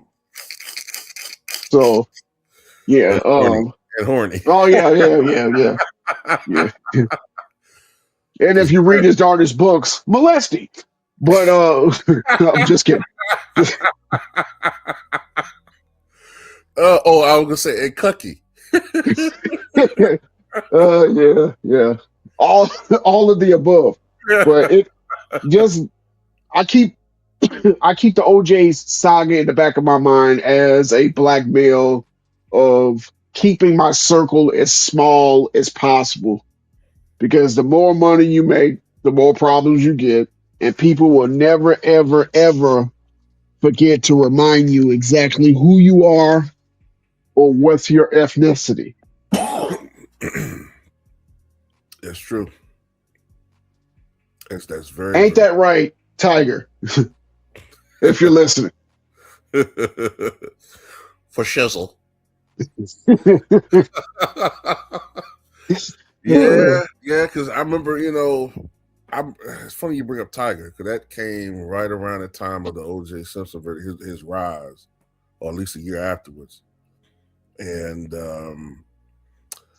he was breaking all these records. He was, blowing away the competition his first few years as a pro golfer. Because I remember watching his amateur. Because the only reason why I even started watching golf a little bit back then was because of Tiger. And I remember when he was in these amateur tournaments, he was like killing. So I said, okay, who is this brother? At least I was identifying him as a brother. Well, I was And identifying him as a tiger. I thought it was an actual tiger playing golf. And I was like, damn, well, can this nigga get I'm off the range so I can see the tiger play? I'm great.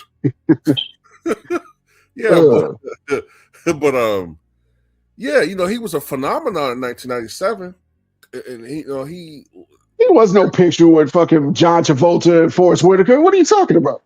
he was a phenomenon. Oh, I just caught it. I just caught it. I just caught it. I said, "What are you talking about, John Travolta?" Oh, yeah. And your favorite actor of all time, Forrest Whitaker. Forrest Gump Whitaker, as I like to call him. He's not my first of all. He's not my favorite actor of all time. What are you talking about? You got 3 posters you sent me pictures of you giving a thumbs up to Forrest Whitaker. You said he's the only actor that should have got an Academy Award from 1986 and 1993. What are you talking about? Said you loved him at Rosewood, you loved him in Schindler's List, you loved him in Malcolm X. Well, first of all, he wasn't in any of those movies. But Not the way you put it. Duval is the sole and only member of the Forrest Whitaker fan club. Forrest Whitaker is a A treasure. ghoulish looking man that should never act, and I don't care. I'm still pissed off at him at Rage in Harlem. A ghoulish. God damn. Hey man, he can't help it that he got that The hell he can't. that constant thing in his eye that he can't get out. He got that constant thing in his jaw that he can't get out. God damn. The only movie that I can even stand looking at him on is Bloodsport. Because he's not in it 93% of the movie. But don't get me started on Crying Game. I know why they called it the Crying Game, because I had tears in my eyes the whole damn movie. Yeah, that's fucked up how they killed him in that movie too. Nah, that's called Sweet Justice. What's the other movie he was in? Which one? The one we were talking about before, with Jeff Bridges. Blown away. Yeah, Blown Away. Yeah.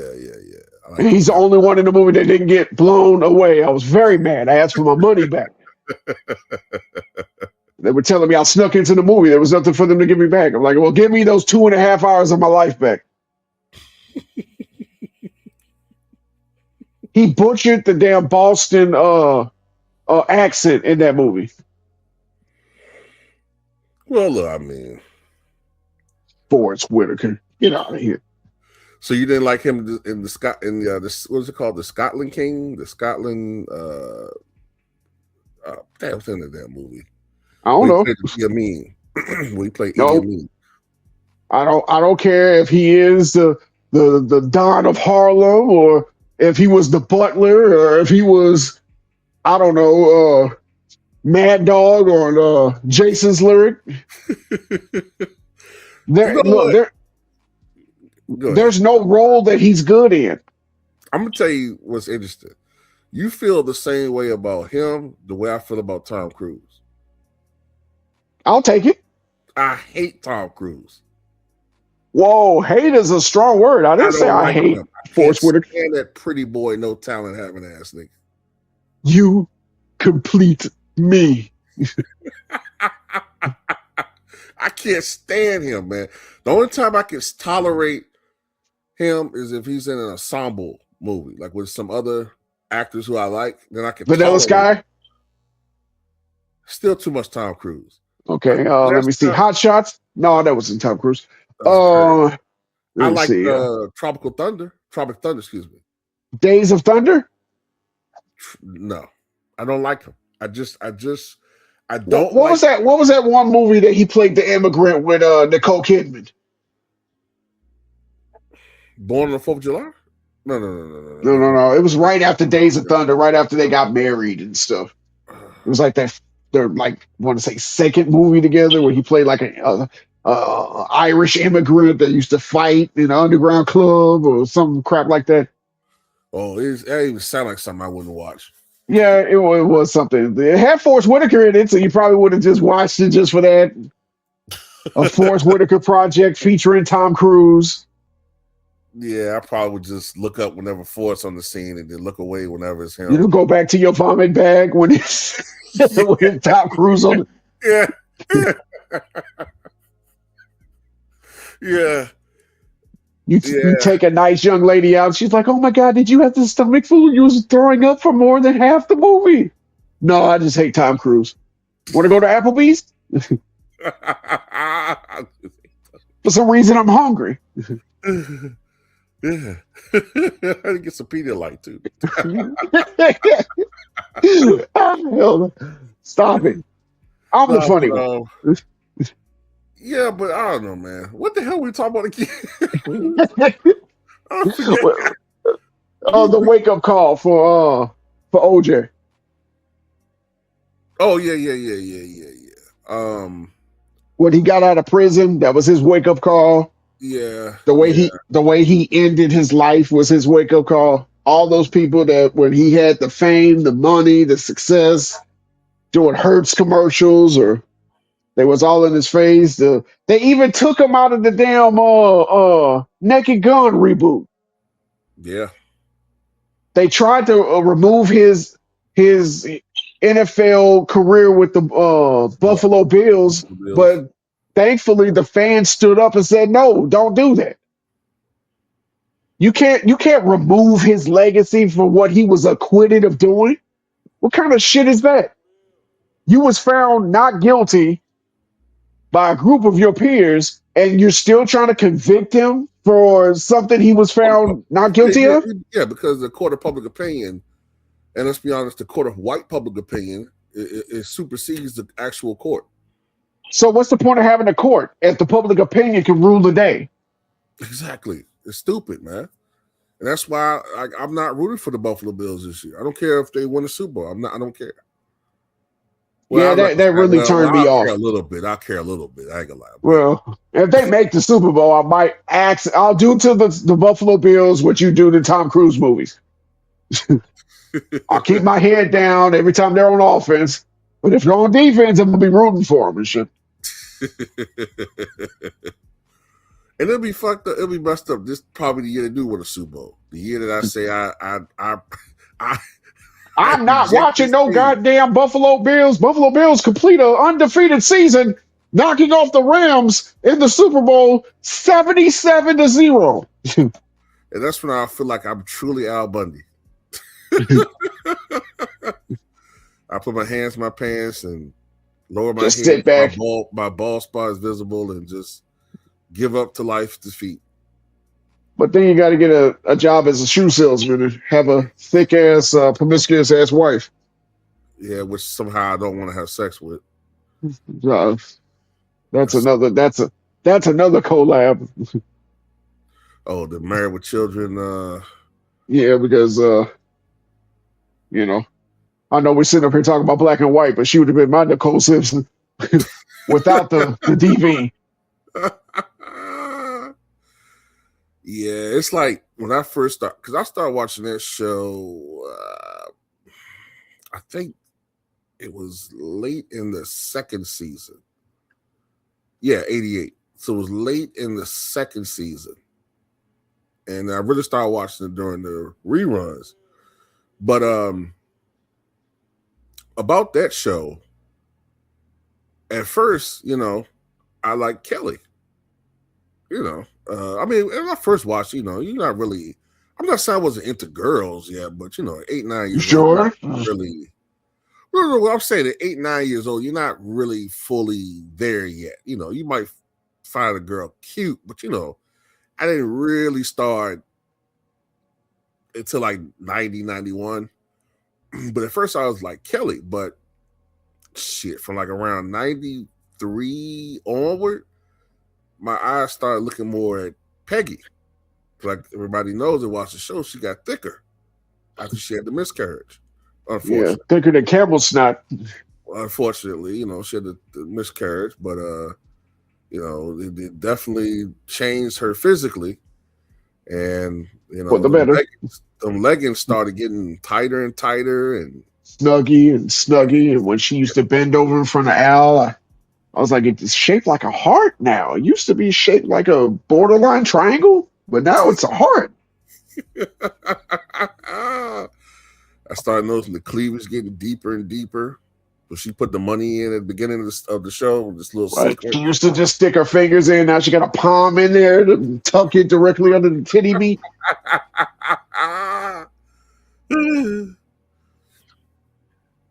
Yeah, I used to be like, what the hell is wrong with Al? I don't get it. Yeah, Al must have been like drinking Peter Saw for transitioning to some type. Well, he'll have his moments, but not enough moments, as far as I'm concerned. Everything that I felt about Forrest Whitaker is reversed about Peggy Bundy.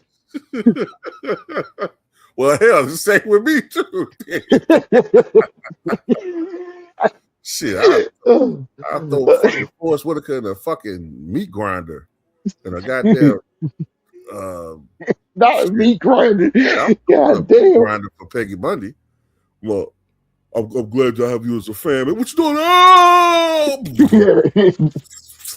I would send that nigga over to Kosovo before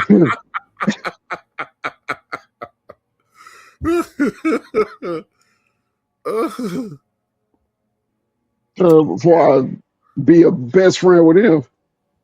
Well, it's crazy because it's like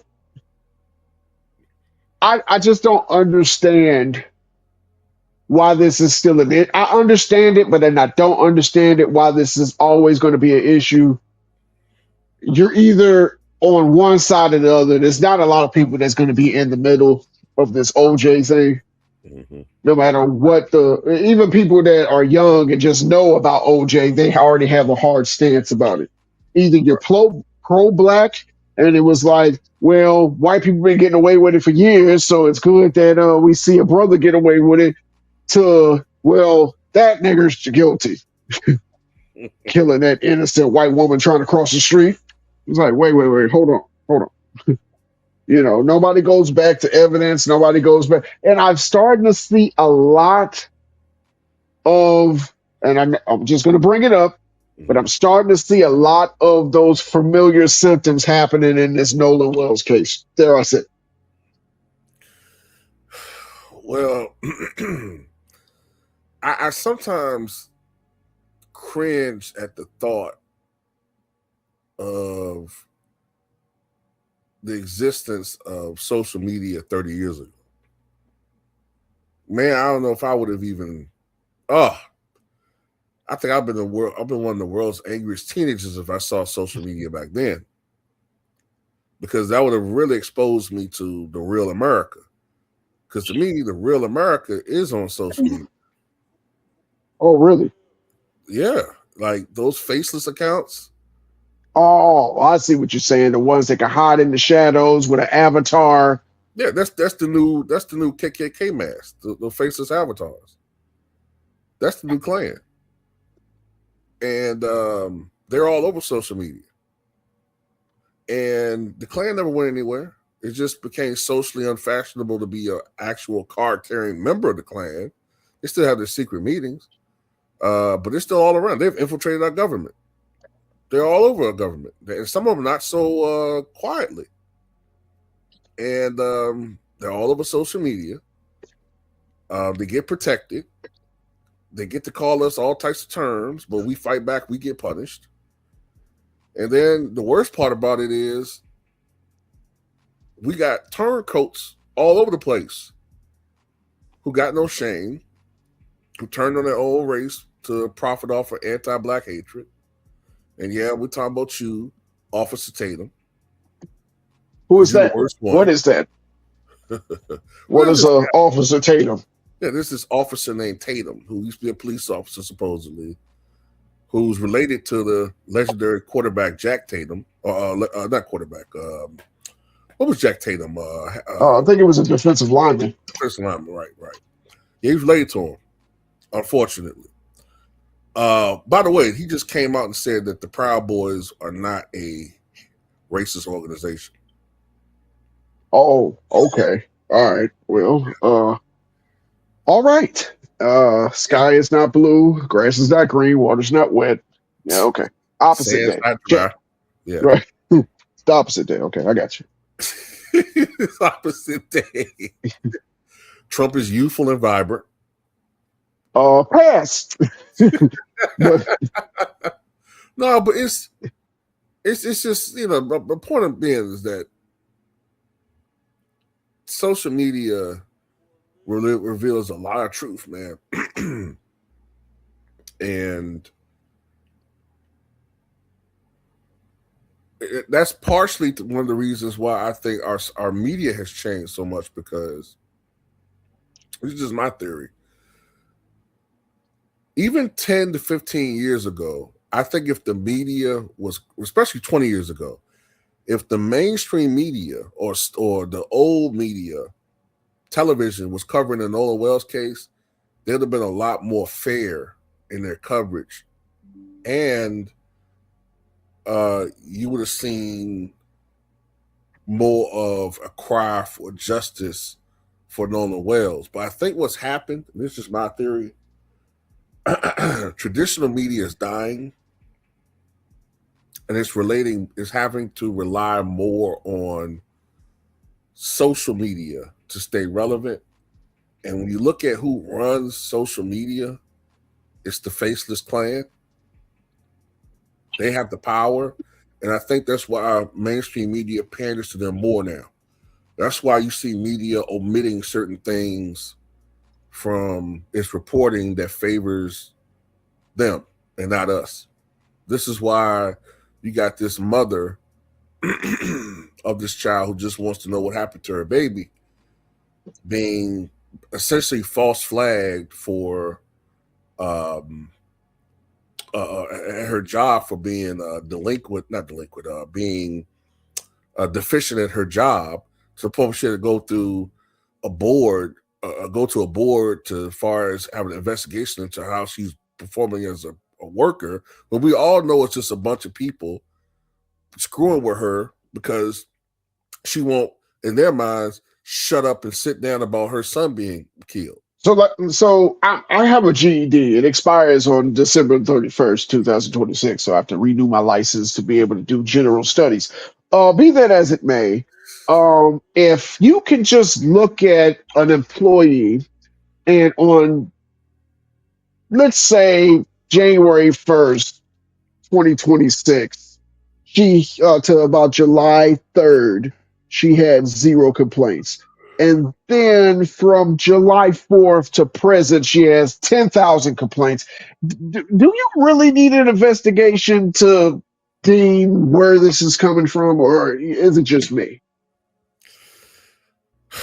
I mean, I Because don't know. I'm not the smartest bulb in the lamp or the driest, cookie in the jar, but I don't know what the I would think terminology is. common sense would tell people what's going on here. You Well, it know, goes back to the common sense ain't common no more.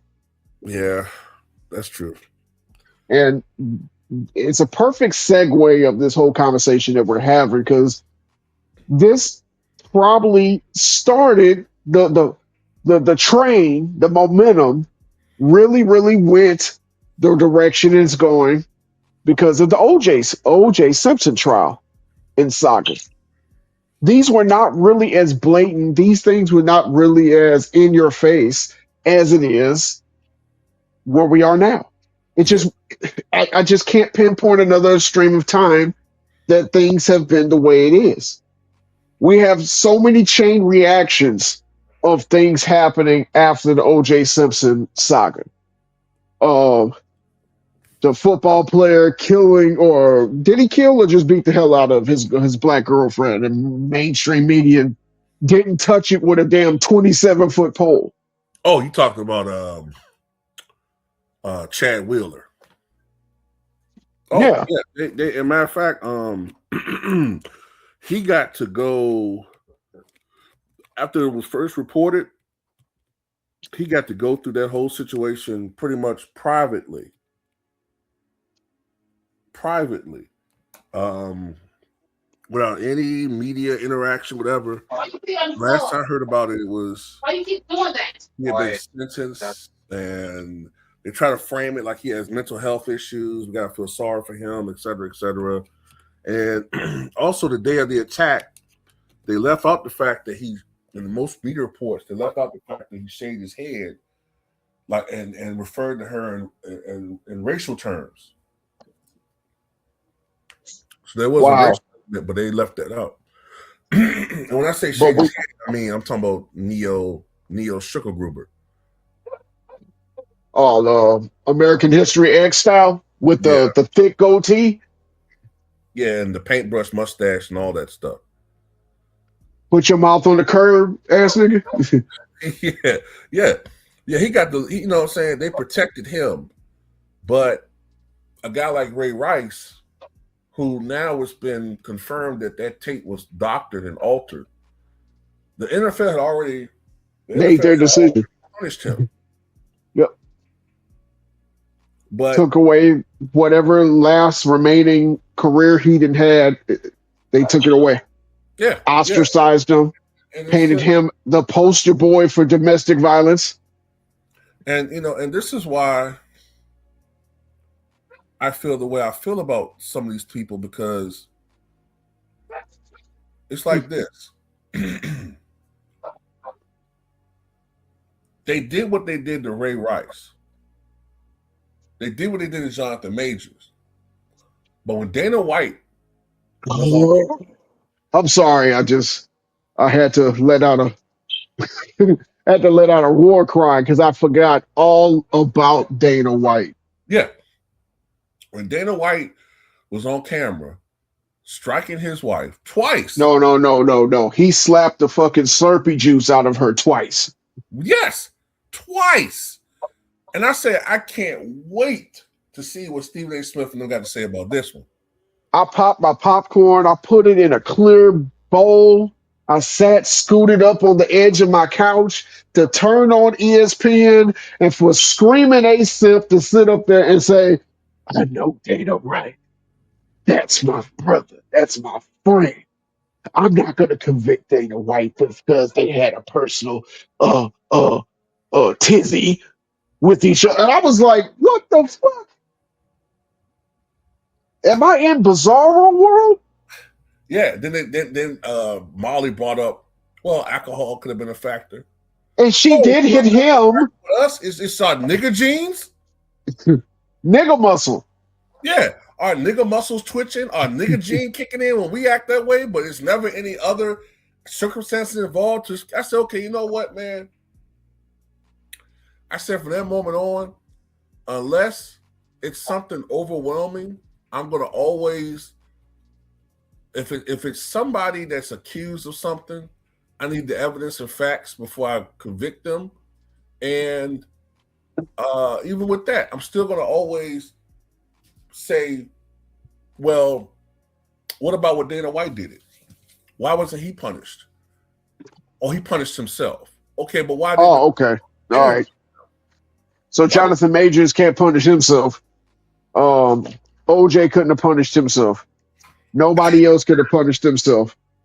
Just the audacity to use that as an argument is the dumbest ish or shit I've. Yeah,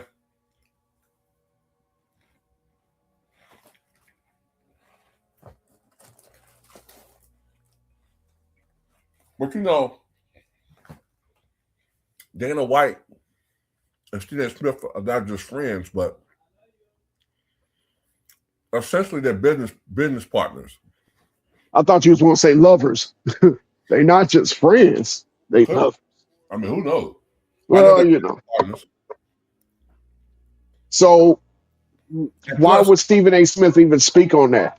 and Because plus, obviously he's compromised. right, and plus, ESPN and UFC are partnered. Oh, there it is. Right. So, like you said, Stephen A. Smith is compromised. So why should he even speak on that? Okay, this is another point I want to make. If Stephen A. Smith can go on there and cap for Dana White slapping his wife, why couldn't he go out there on a limb and speak up for Michael Irvin when he just simply touched a woman's elbow? Remember that? Or his boy Jerry Jones. Remember how he was caping for him Yep. when he was supposedly on one of them pictures of the what was that the segregation or the desegregation of the high school. Yeah. I was just there. I was just looking. I wasn't really saying anything to anybody. And he sat up there and became his defense attorney on that. Mm-hmm. It's crazy the double side. It's crazy the what's the word that I'm looking for? Double standard. The double standard that this OJ. This is the collateral damage of the OJ Simpson saga. This is all the collateral damage of it. Because from the time that he got convicted for the civil suit, all the way up until they got the second bite of the apple in the robbery, everything was to get him back. Everybody knew when he got arrested for robbery, that was to get him back. Of course. No, Of course. To the point where you still there? yep, You still there? Okay. yeah. Um, to the point where when the verdict was read in the second trial, if this was not double jeopardy, then why did the judge invite the Brown and Goldman families to the verdict? That had nothing to do with that. That was to invite the Goldman family to his lynching. That's what that is. We got him for you. We couldn't get him on the murder, but we got him on some type of Al Capone type of backdoor traffic tickets type shit. Or no, it was wasn't it taxes, back taxes they got Al Capone on? Yeah, basically tax evasion.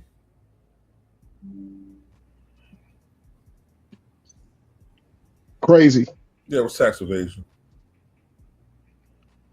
If we can't get him one way, we'll get him another. And it's just sad. It's just sad. But This is a way for all of us to open, no matter what your nationality or what your identification is. This is just a way for you to open up your eyes to how the system truly worked. Well, no matter what courtroom you go into, no matter what state, they, especially in America, they have these scales of justice that they definitely show off in all the courtrooms, where the lady is blind, holding up a balanced scale, and that's how we are perceived that the justice system and the court is like. But after 45 plus years of hearing different stories, I know that's not the case. If you have enough money, status, right person, right time, know the governor, know someone, justice is never going to be balanced. If you're poor, if you're black, if you're dumb enough, they will definitely use the justice system against you. Going back to the Nolan Wells case, and I can't get enough of it. I'm not going to stir up any emotions with it, but I'm going to say this. Mm-hmm. Let the roles be reversed. One white kid, star football player, goes out on a trip with three of his black friends. Comes back, his parents are going over to the black friend's house, asking him, have you seen our son? But they got his phone and won't give it back. And then it's perceived that they deleted things off the phone, and then the next day they find the young white man's body. How fast would those three black friends be in custody? How fast would the sheriff come by and say, well, there's no foul play? How fast will they be convicted in the court of public opinion if they deleted all of their social media and went radio silent?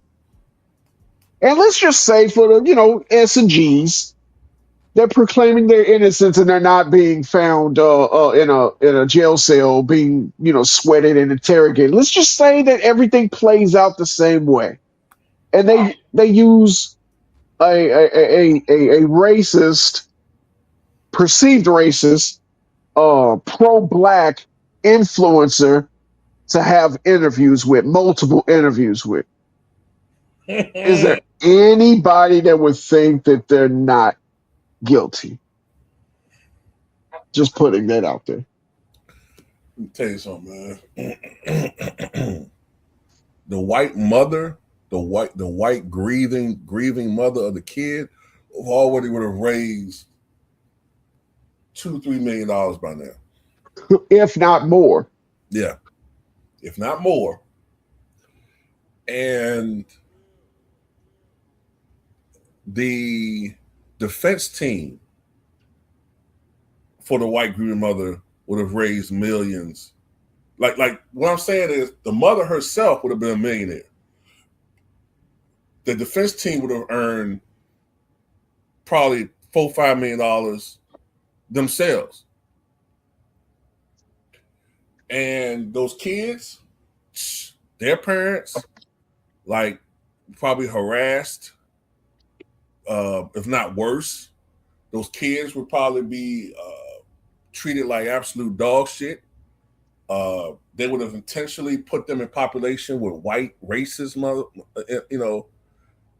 and wherever they'll be. Well, they're not technically in prison yet, but they're not in prison, they're in jail. But still, they'll do something to make. They would have got the professional ass whooping for playing today's game. Right. It'd have been bad. It would have been, they resisted arrest and we had to tune them up, or I don't know how he got their broken ribs and broken leg and broken arms. If the roles were reversed, they would have already been to the grand jury. They'd have found something. They would have found something so that they can move for an arrest. We're watching these things happen and we're seeing the blatant bias. And for individuals like myself, yourself, who has watched how this shaped out in 1993, 94, 95. We've seen this before, and we've seen the bias. We've seen recently a man jogging down the street and someone takes his life and tries to justify it by saying this. Well, what's he jogging for? In our neighborhood. He lives in your neighborhood. We have an individual who's a cop going and executing, in my opinion, a woman that has mental health issues. And then you have people say, well, she threw water on him. She never threw water on him. Now, of course, justice was done in that case, but that's few and far between. This Nolan Wells case is sparking up similarities to the O.J. Simpson saga. And it might have a similar verdict to it. I will not be surprised if charges are ever filed that we will be watching a not guilty verdict, because there's too many people flooding the jury pool with their narrative. We have, the same way that social media has been a detriment, we have people doing better jobs on social media connecting dots to this case than even the people in Mississippi. How was that even possible in this day and age? How? If we're supposed to be so far advanced and ahead, and racism is really not a thing, a lot of people say. How can you say that when in every spectrum, either on one area or the other, you see biases that seem to either help or convict one demographic? But what the hell do I know? I'm just an idiot who doesn't like Forrest Whitaker movies.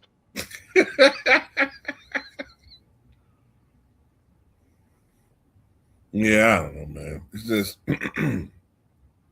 I definitely agree with you that this thing is probably headed toward a not guilty verdict, and this situation, at the very least, I hope that black people that were in the dark before about what was going on in this country, I hope that they are now beginning to open their eyes about how our society works, and this is and how also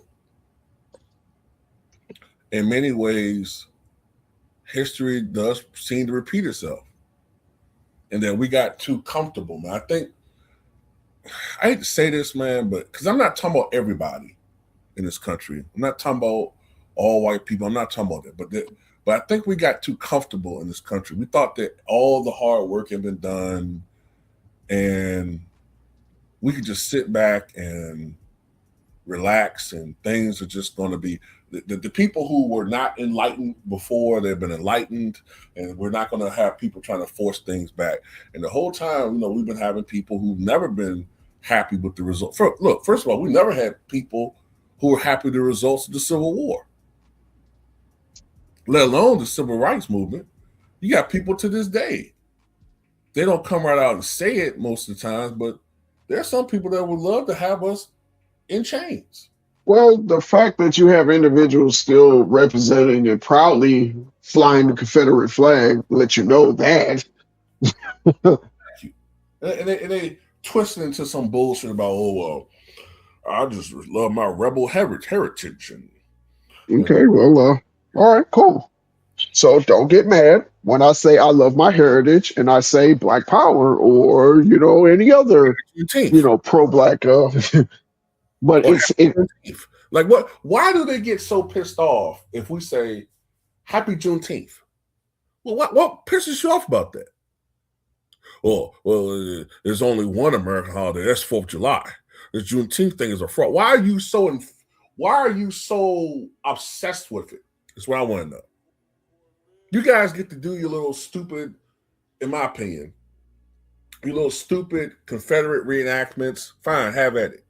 Why are you so obsessed with controlling us and what we do and whether we stand for the national anthem? And you guys are obsessed with controlling us. Well, this country was built and framed off of control. There was indigenous people that were here way before them, helped or the original colonists, according to my limited reading, when we were forced down our throats in school. And they wanted to tell the indigenous people, no, this is our country now. You stay over there. We'll give you this thing called a not plantation, but reservation that only you can't come outside of here. And this country was built off of control. So it ain't nothing new. There's nothing new under the sun. The Bible says that. We're not looking at nothing new. It's just, it's new to people that don't know. It's new to the ignorant. Yeah. It's crazy. Yeah. But thank you, OJ Simpson saga, because you taught me a lot about this country. You taught me a lot about the judicial system.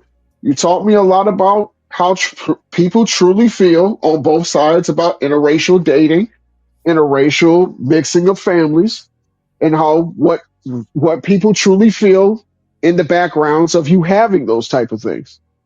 It just made me more aware. Yeah. Yeah.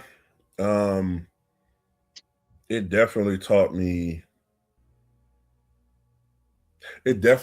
how people really feel about those things you mentioned. And it also taught me how they feel about, in general, just black men in this country. Especially if you're a black man in this country who has wealth. You know, like if you're a black person in this country and you have wealth, you've never earned it, according to them. You were given it. It's a privilege. I've noticed that, like, whenever. That's why sometimes I have second thoughts about sometimes when I say an athlete overpaid, right? You know, like, don't get me wrong, it does bother me when sometimes people like Rich Paul talk about like athletes and they got it the hard. It's like, dude, come on, bro. Like, you guys make hundreds of millions of dollars. But I kind of feel a little funny though, because I'm talking about all athletes. Black, white, Hispanic, Latino, whatever. I'm talking about everybody. But I notice sometimes when people talk about athletes getting overpaid, they tend to picture black athletes. They tend to picture black athletes and say, you know, I'm a plumber, or, you know, I've worked with my hands all my life, and, you know, I've worked real jobs. These guys get all these handouts. Like, what's up with you dudes and handouts and black people, man? Like, you trying to tell this dude they put the work in to be an athlete?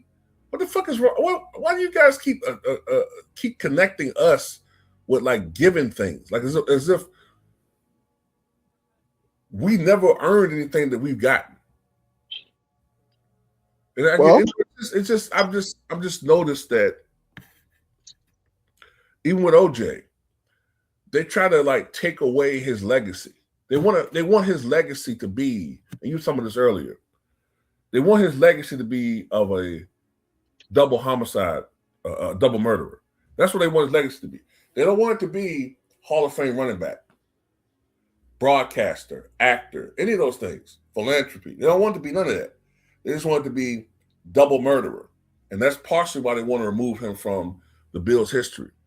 And that's why a lot of people are having strong reactions to that. Like, wait a minute, man. Like, what is this? Like with Michael Vick. Dog drowner. That's it. Right. He abused dogs when it was actually his cousins on his property, but he was the name, so they went after him. And you got people in this country now who do all types of horrible things to animals. But you want to focus on Michael Vick because all this stuff happened here where I live at in Richmond, the trial and everything. And I remember seeing the protesters in downtown VA back, I think it He was does. 2007. And I Yeah, they remember get mad at Michael Vick, but Kentucky Fried Chicken's been abusing animals since the onset. they don't care about that mess, man. But Yeah, chicken's and, then, delicious. and then they pick and choose. Michael Vick, he's an animal. He's terrible. Da, da, da. Then when you look at the people who are actually involved in dog fighting, and they talk about the history of dog fighting or animal fighting or whatever, and they don't really care about the other people who look a certain way. It's just when it's a Michael Vick,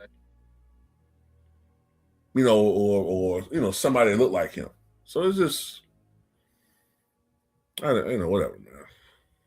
I forgot what that famous motorcycle stuntman's name was. I think not Billy the Kid, but I forget. But he made a comment that he grew up dogfighting in his neighborhood and this and another. It was just poo pooed. Jesse James, that's it. Jesse James. He was talking about that, and it was just poo poo, like, oh yeah, okay, yeah, that's fine. But I was like, wait, I thought dogfighting was a terrible, terrible thing next to 9/11 and Hurricane Katrina. But it's all, and I shout out to Kwame Brown when he said it's all about who you like. And that is 100% true. If people like you, they will let you slide with anything. If they don't like you, then guess what? You're going to be looked at as a pariah. You're going to be looked at as somebody that needs to be, um, what's that called? Made an example out of. And last but not least, before we get out of here, just look at the final years of the King of Pop because of an allegation that never was proven. Yeah. And look, that one especially touched me, and no pun intended. Pardon the pun. No pun intended.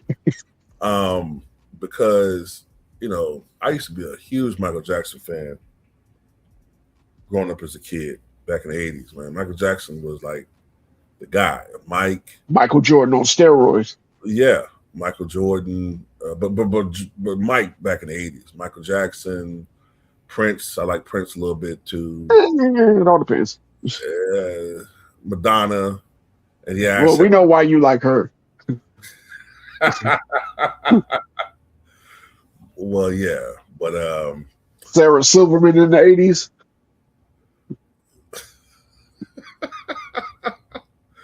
Nah, Madonna just. I mean, I don't know. I liked her music.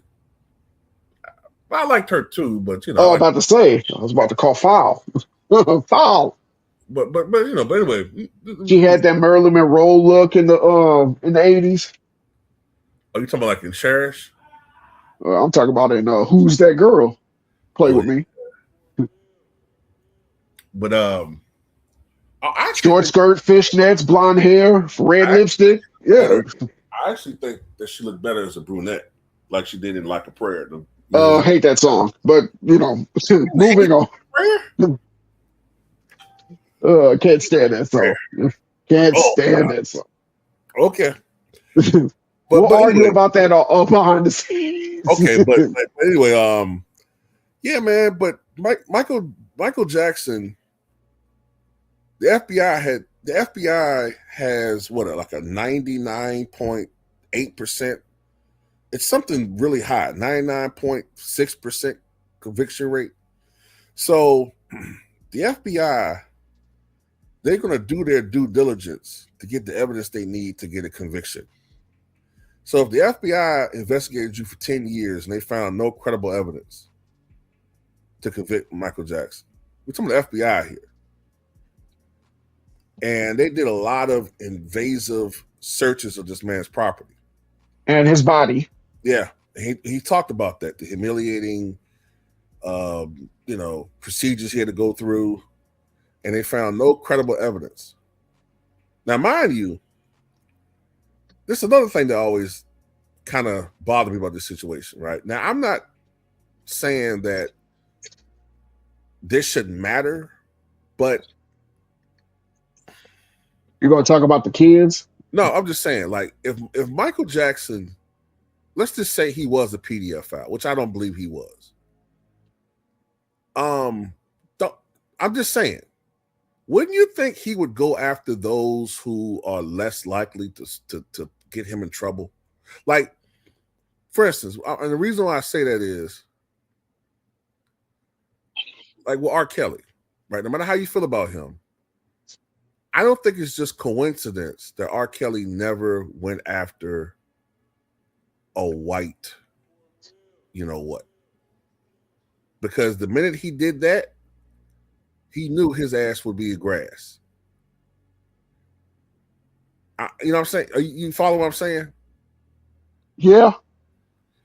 I'm not saying that he didn't have, you know, I'm not saying that he didn't have preferences, but I think in the back of his mind, he knew that he, as doing what he was doing, would get less heat on him if he targeted black, you know what, over white. Same thing with Jeffrey Dahmer. If Jeffrey Dahmer was going around approaching predominantly upper class white men instead of lower class black men, something tells me he wouldn't have lasted as long as he did. So I say all that to say, I just don't think that in itself, why would, if Michael Jackson was doing that, why would he target Macaulay Culkin? Emmanuel Lewis. Well, Emmanuel is black, but still, he's a high profile kid. Why would Right. why would he target it? Corey Feldman. Corey Feldman. It doesn't make any sense. And none of them, all of them said Michael never did anything to them, like, or even suggested that he did anything. Michael Jackson literally seemed to be, to me, to be a man that never grew up, a man that never had a childhood, a man child, and you might say he was weird or whatever. I don't think that he ever intentionally did anything. I don't think he ever had any ill intent when he was hanging around kids. I think he literally liked being around kids because kids are at their core innocent. The kids represented what he lost as a child, thrown into stardom and, fame. He never had a childhood. He never got to experience childhood. He been in the adult world ever since he was 5. So, and if you read the book from Bryce Taylor, Thanks for the Memories, that goes into a lot of detail of what was done to him and his brothers for stardom. Oh, well, yeah. I've heard about some of those things, and I've always heard certain names. One of the names I've heard, as far as people that preyed on him that might shock some people, is I heard about Diana Ross. But like I said, that's alleged. I don't want to speculate too much on that. But at the end of the day, getting back to what we were talking about, I don't think that Michael Jackson did anything with those kids or any kids. I will say, if I was Michael, if I was his advisors or one of his advisors, I would have told him, though, look, we all know that you have no ill intent with children, but you might just want to chill stop doing that because you're drawing too much attention to yourself. Like when he had that interview with what was the guy named Martin Bashir? I can't remember his name, Bashir Martin, whatever his name. And he talked about, I have innocent sleep. I was like, okay, see now we're going too far. You're inviting Scrutiny. Yeah, you're inviting it to your life. So, they turned Michael Jackson from being this musical genius and this phenom to a freak show. Not to mention the fact that they lied about why his appearance changed so much. He had And not only vitiligo.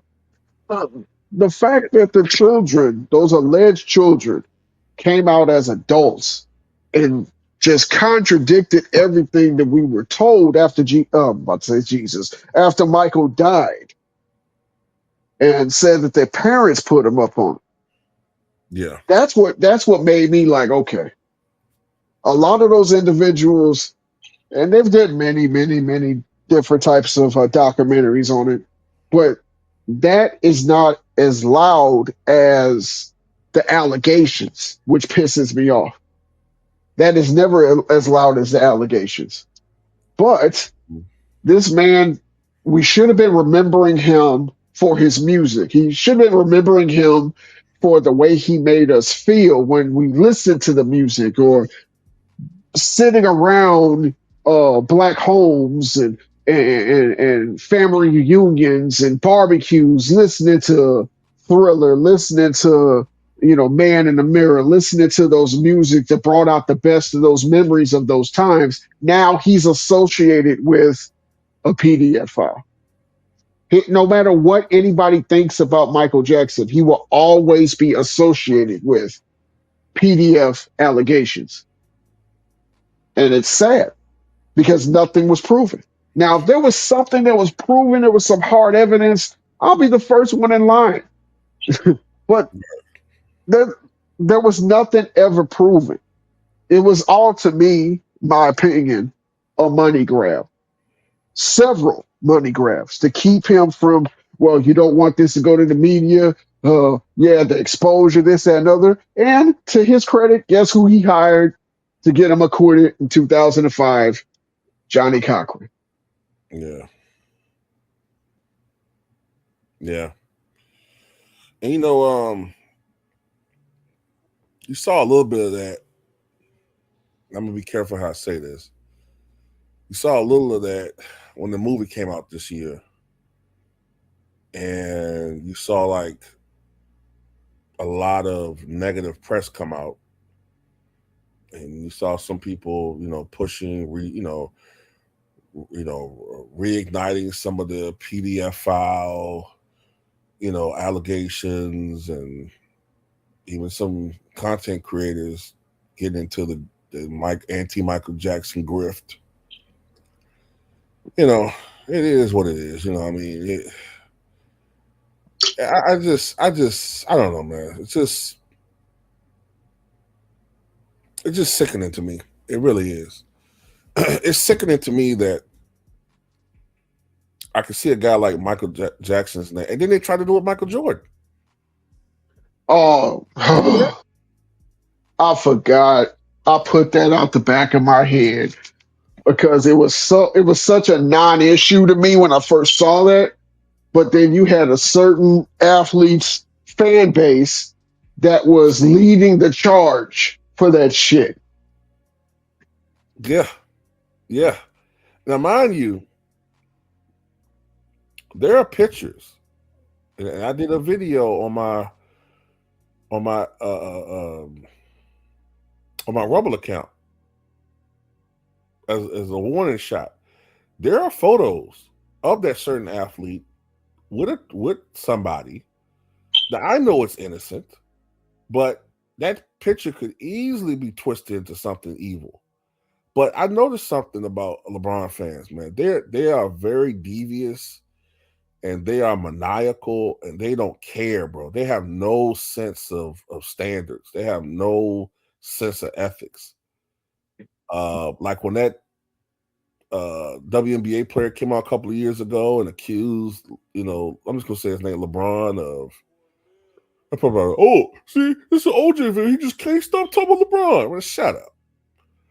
But when that this WNBA player came out, I think her name was something Point Dexter, and she said, "Oh, LeBron essayed me and stole $30 million." I'm like, bitch, you didn't even have 30. You didn't even make $30 million of your life. Shut up. So I defended LeBron James. I said, man, that's not. He didn't do that. But they couldn't wait to try to accuse Michael Jordan of doing something. And I said, well, wait a minute, man. You do know that little boy is the son of the race car driver that just won the race, right? So clearly, if he would have had anybody had a problem with what he just did with the little boy, according to the video, to me, it looked like Jordan was either shaking ice or confetti off the boy's shirt, which It was was ice. confirmed. Right, it was confirmed it was ice. No, man, but he shouldn't have touched it. I'm like, dude, shut up. Shut up. You guys are actually projecting your own perversity here. And the one that really pissed me off in harmony with that is they were going back to that Gatorade commercial when he was playing basketball against that little white kid dribbling the ball and smacking him on the back of the butt in a playful manner and saying, see, look, see what they were doing? He was doing it back then. I'm like, dude, get your okay. Look, why would he do that in a crowded place with all eyes on him? He's Michael fucking Jordan. You know what somebody said? You know what somebody said, and I wanted to go through my computer screen and Homer Simpson choke him. It's early signs of his dementia. Oh, okay. Well, LeBron James has full blown dementia for a Kyrie shot, making him the GOAT, right? Okay, cool. No problem.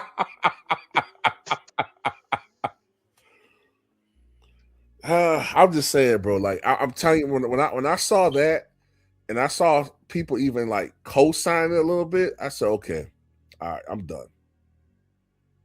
I'm done. Yeah, it Yeah, made you sick. Like, how low do we have to get as a people, as human beings, to do that?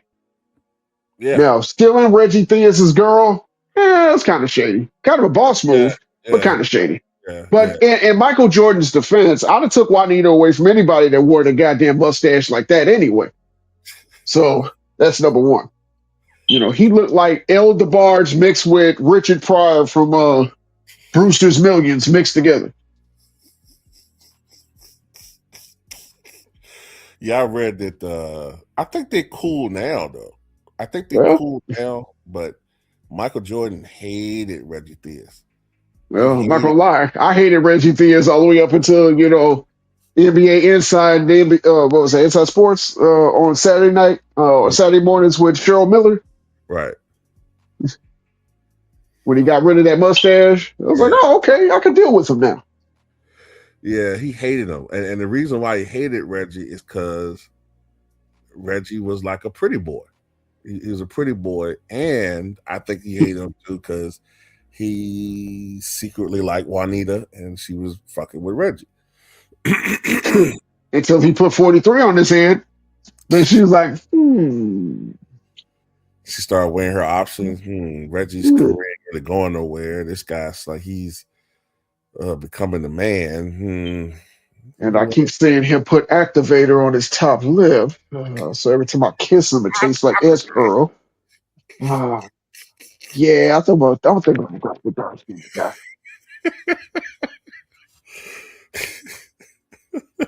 She wouldn't have been able to get that record $58 million divorce from Reggie. Nah. Because how the hell you gonna split up $4,400? It's 4,400. I think he got more. I would hope he got more in his account than 4,400. $6,800. Okay, you pushed me. I'm sorry. I have to remember the value of his cars. He probably got antique pick collections or vintage boxes of Duke texturizer. I wonder what. I don't think she ever remarried. Shit, if I had $58 million in the bank, I ain't remarrying either.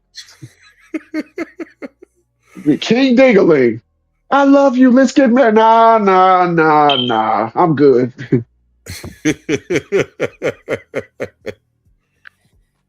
Man, I tell you what. You can spend a night. and I'll call you tomorrow. I'm gonna tell you something though, man. If I'm one of these athletes today, yeah, I don't blame them for not getting married, man. I gotta do a video about this too. I keep forgetting. You see what happened with Luca? What? He lost weight and they gained it back after that night eating at Waffle House? Well, not that, but remember he just got engaged and married and shit. And she automatically just divorced him? Yeah, she's divorcing him, and what did she seeking? I thought I saw she's seeking 50 million or something. Well, maybe he can get in contact with the people that took out Goldman and Nicole. No, but look, that was my last joke. I'm sorry. We're trying to be serious. But no. Look, if you are a man of that type of wealth, either wait, damn, I can't even say ride it out with somebody who's been with you from the start. I can't even say that because you got people that will just ride it out with you because they see the potential and the potential bag, and still will give you divorce papers. It's a risk either way, man. It really is. But I would rather take that risk than the one where I'm just hooking up with somebody because they're in my circle, my sphere, and then I'm already there, because then I would question your motives. I would seriously question your motives. But like you said, it really kind of don't matter either, because either way, because look what happened with Tiana Taylor and what's his name? What's the guy she was married to? The basketball player. Uh, Ralph Macchio. the one that played for the Cleveland Cavaliers. What's his damn name? Um, There's so many people that play for the Cavaliers. he was one of LeBron's flunkies. Oh, Tristan Thompson. No, not that one. James Jones. Uh, Damn, let me go to this team right. Smoke. Kind of funny name, funny last name. Amir, Iman, Oh, not Edie, I mean, but I think I know what you're talking about. Imani. Amir Haskin or Hassan. Oh, Iman Shumpert. That's it. Iman Oh, Shumpert. Shumps. Yeah, she married him. She was married him, whatever. Then they got divorced, and shit. Really, she divorced him as soon as her career took off. As soon as her career took off, she married him. I mean, she asked for a divorce, and remember, like, she kind of like badmouthed him to the media and shit. And then she went on social media like a year ago and was talking about, oh, Imano got my back. I got these dudes out here trying to threaten me, and you're supposed to be out here protecting my kids. You're like, whoa, like, wait a minute, man. So you divorced this dude, you badmouth him through the media in these interviews, make him out like he's like a bad father. And then now you shaming him because he not stepping up as your personal nigga bodyguard. Well, Whoever you fucking with now to be your bodyguard.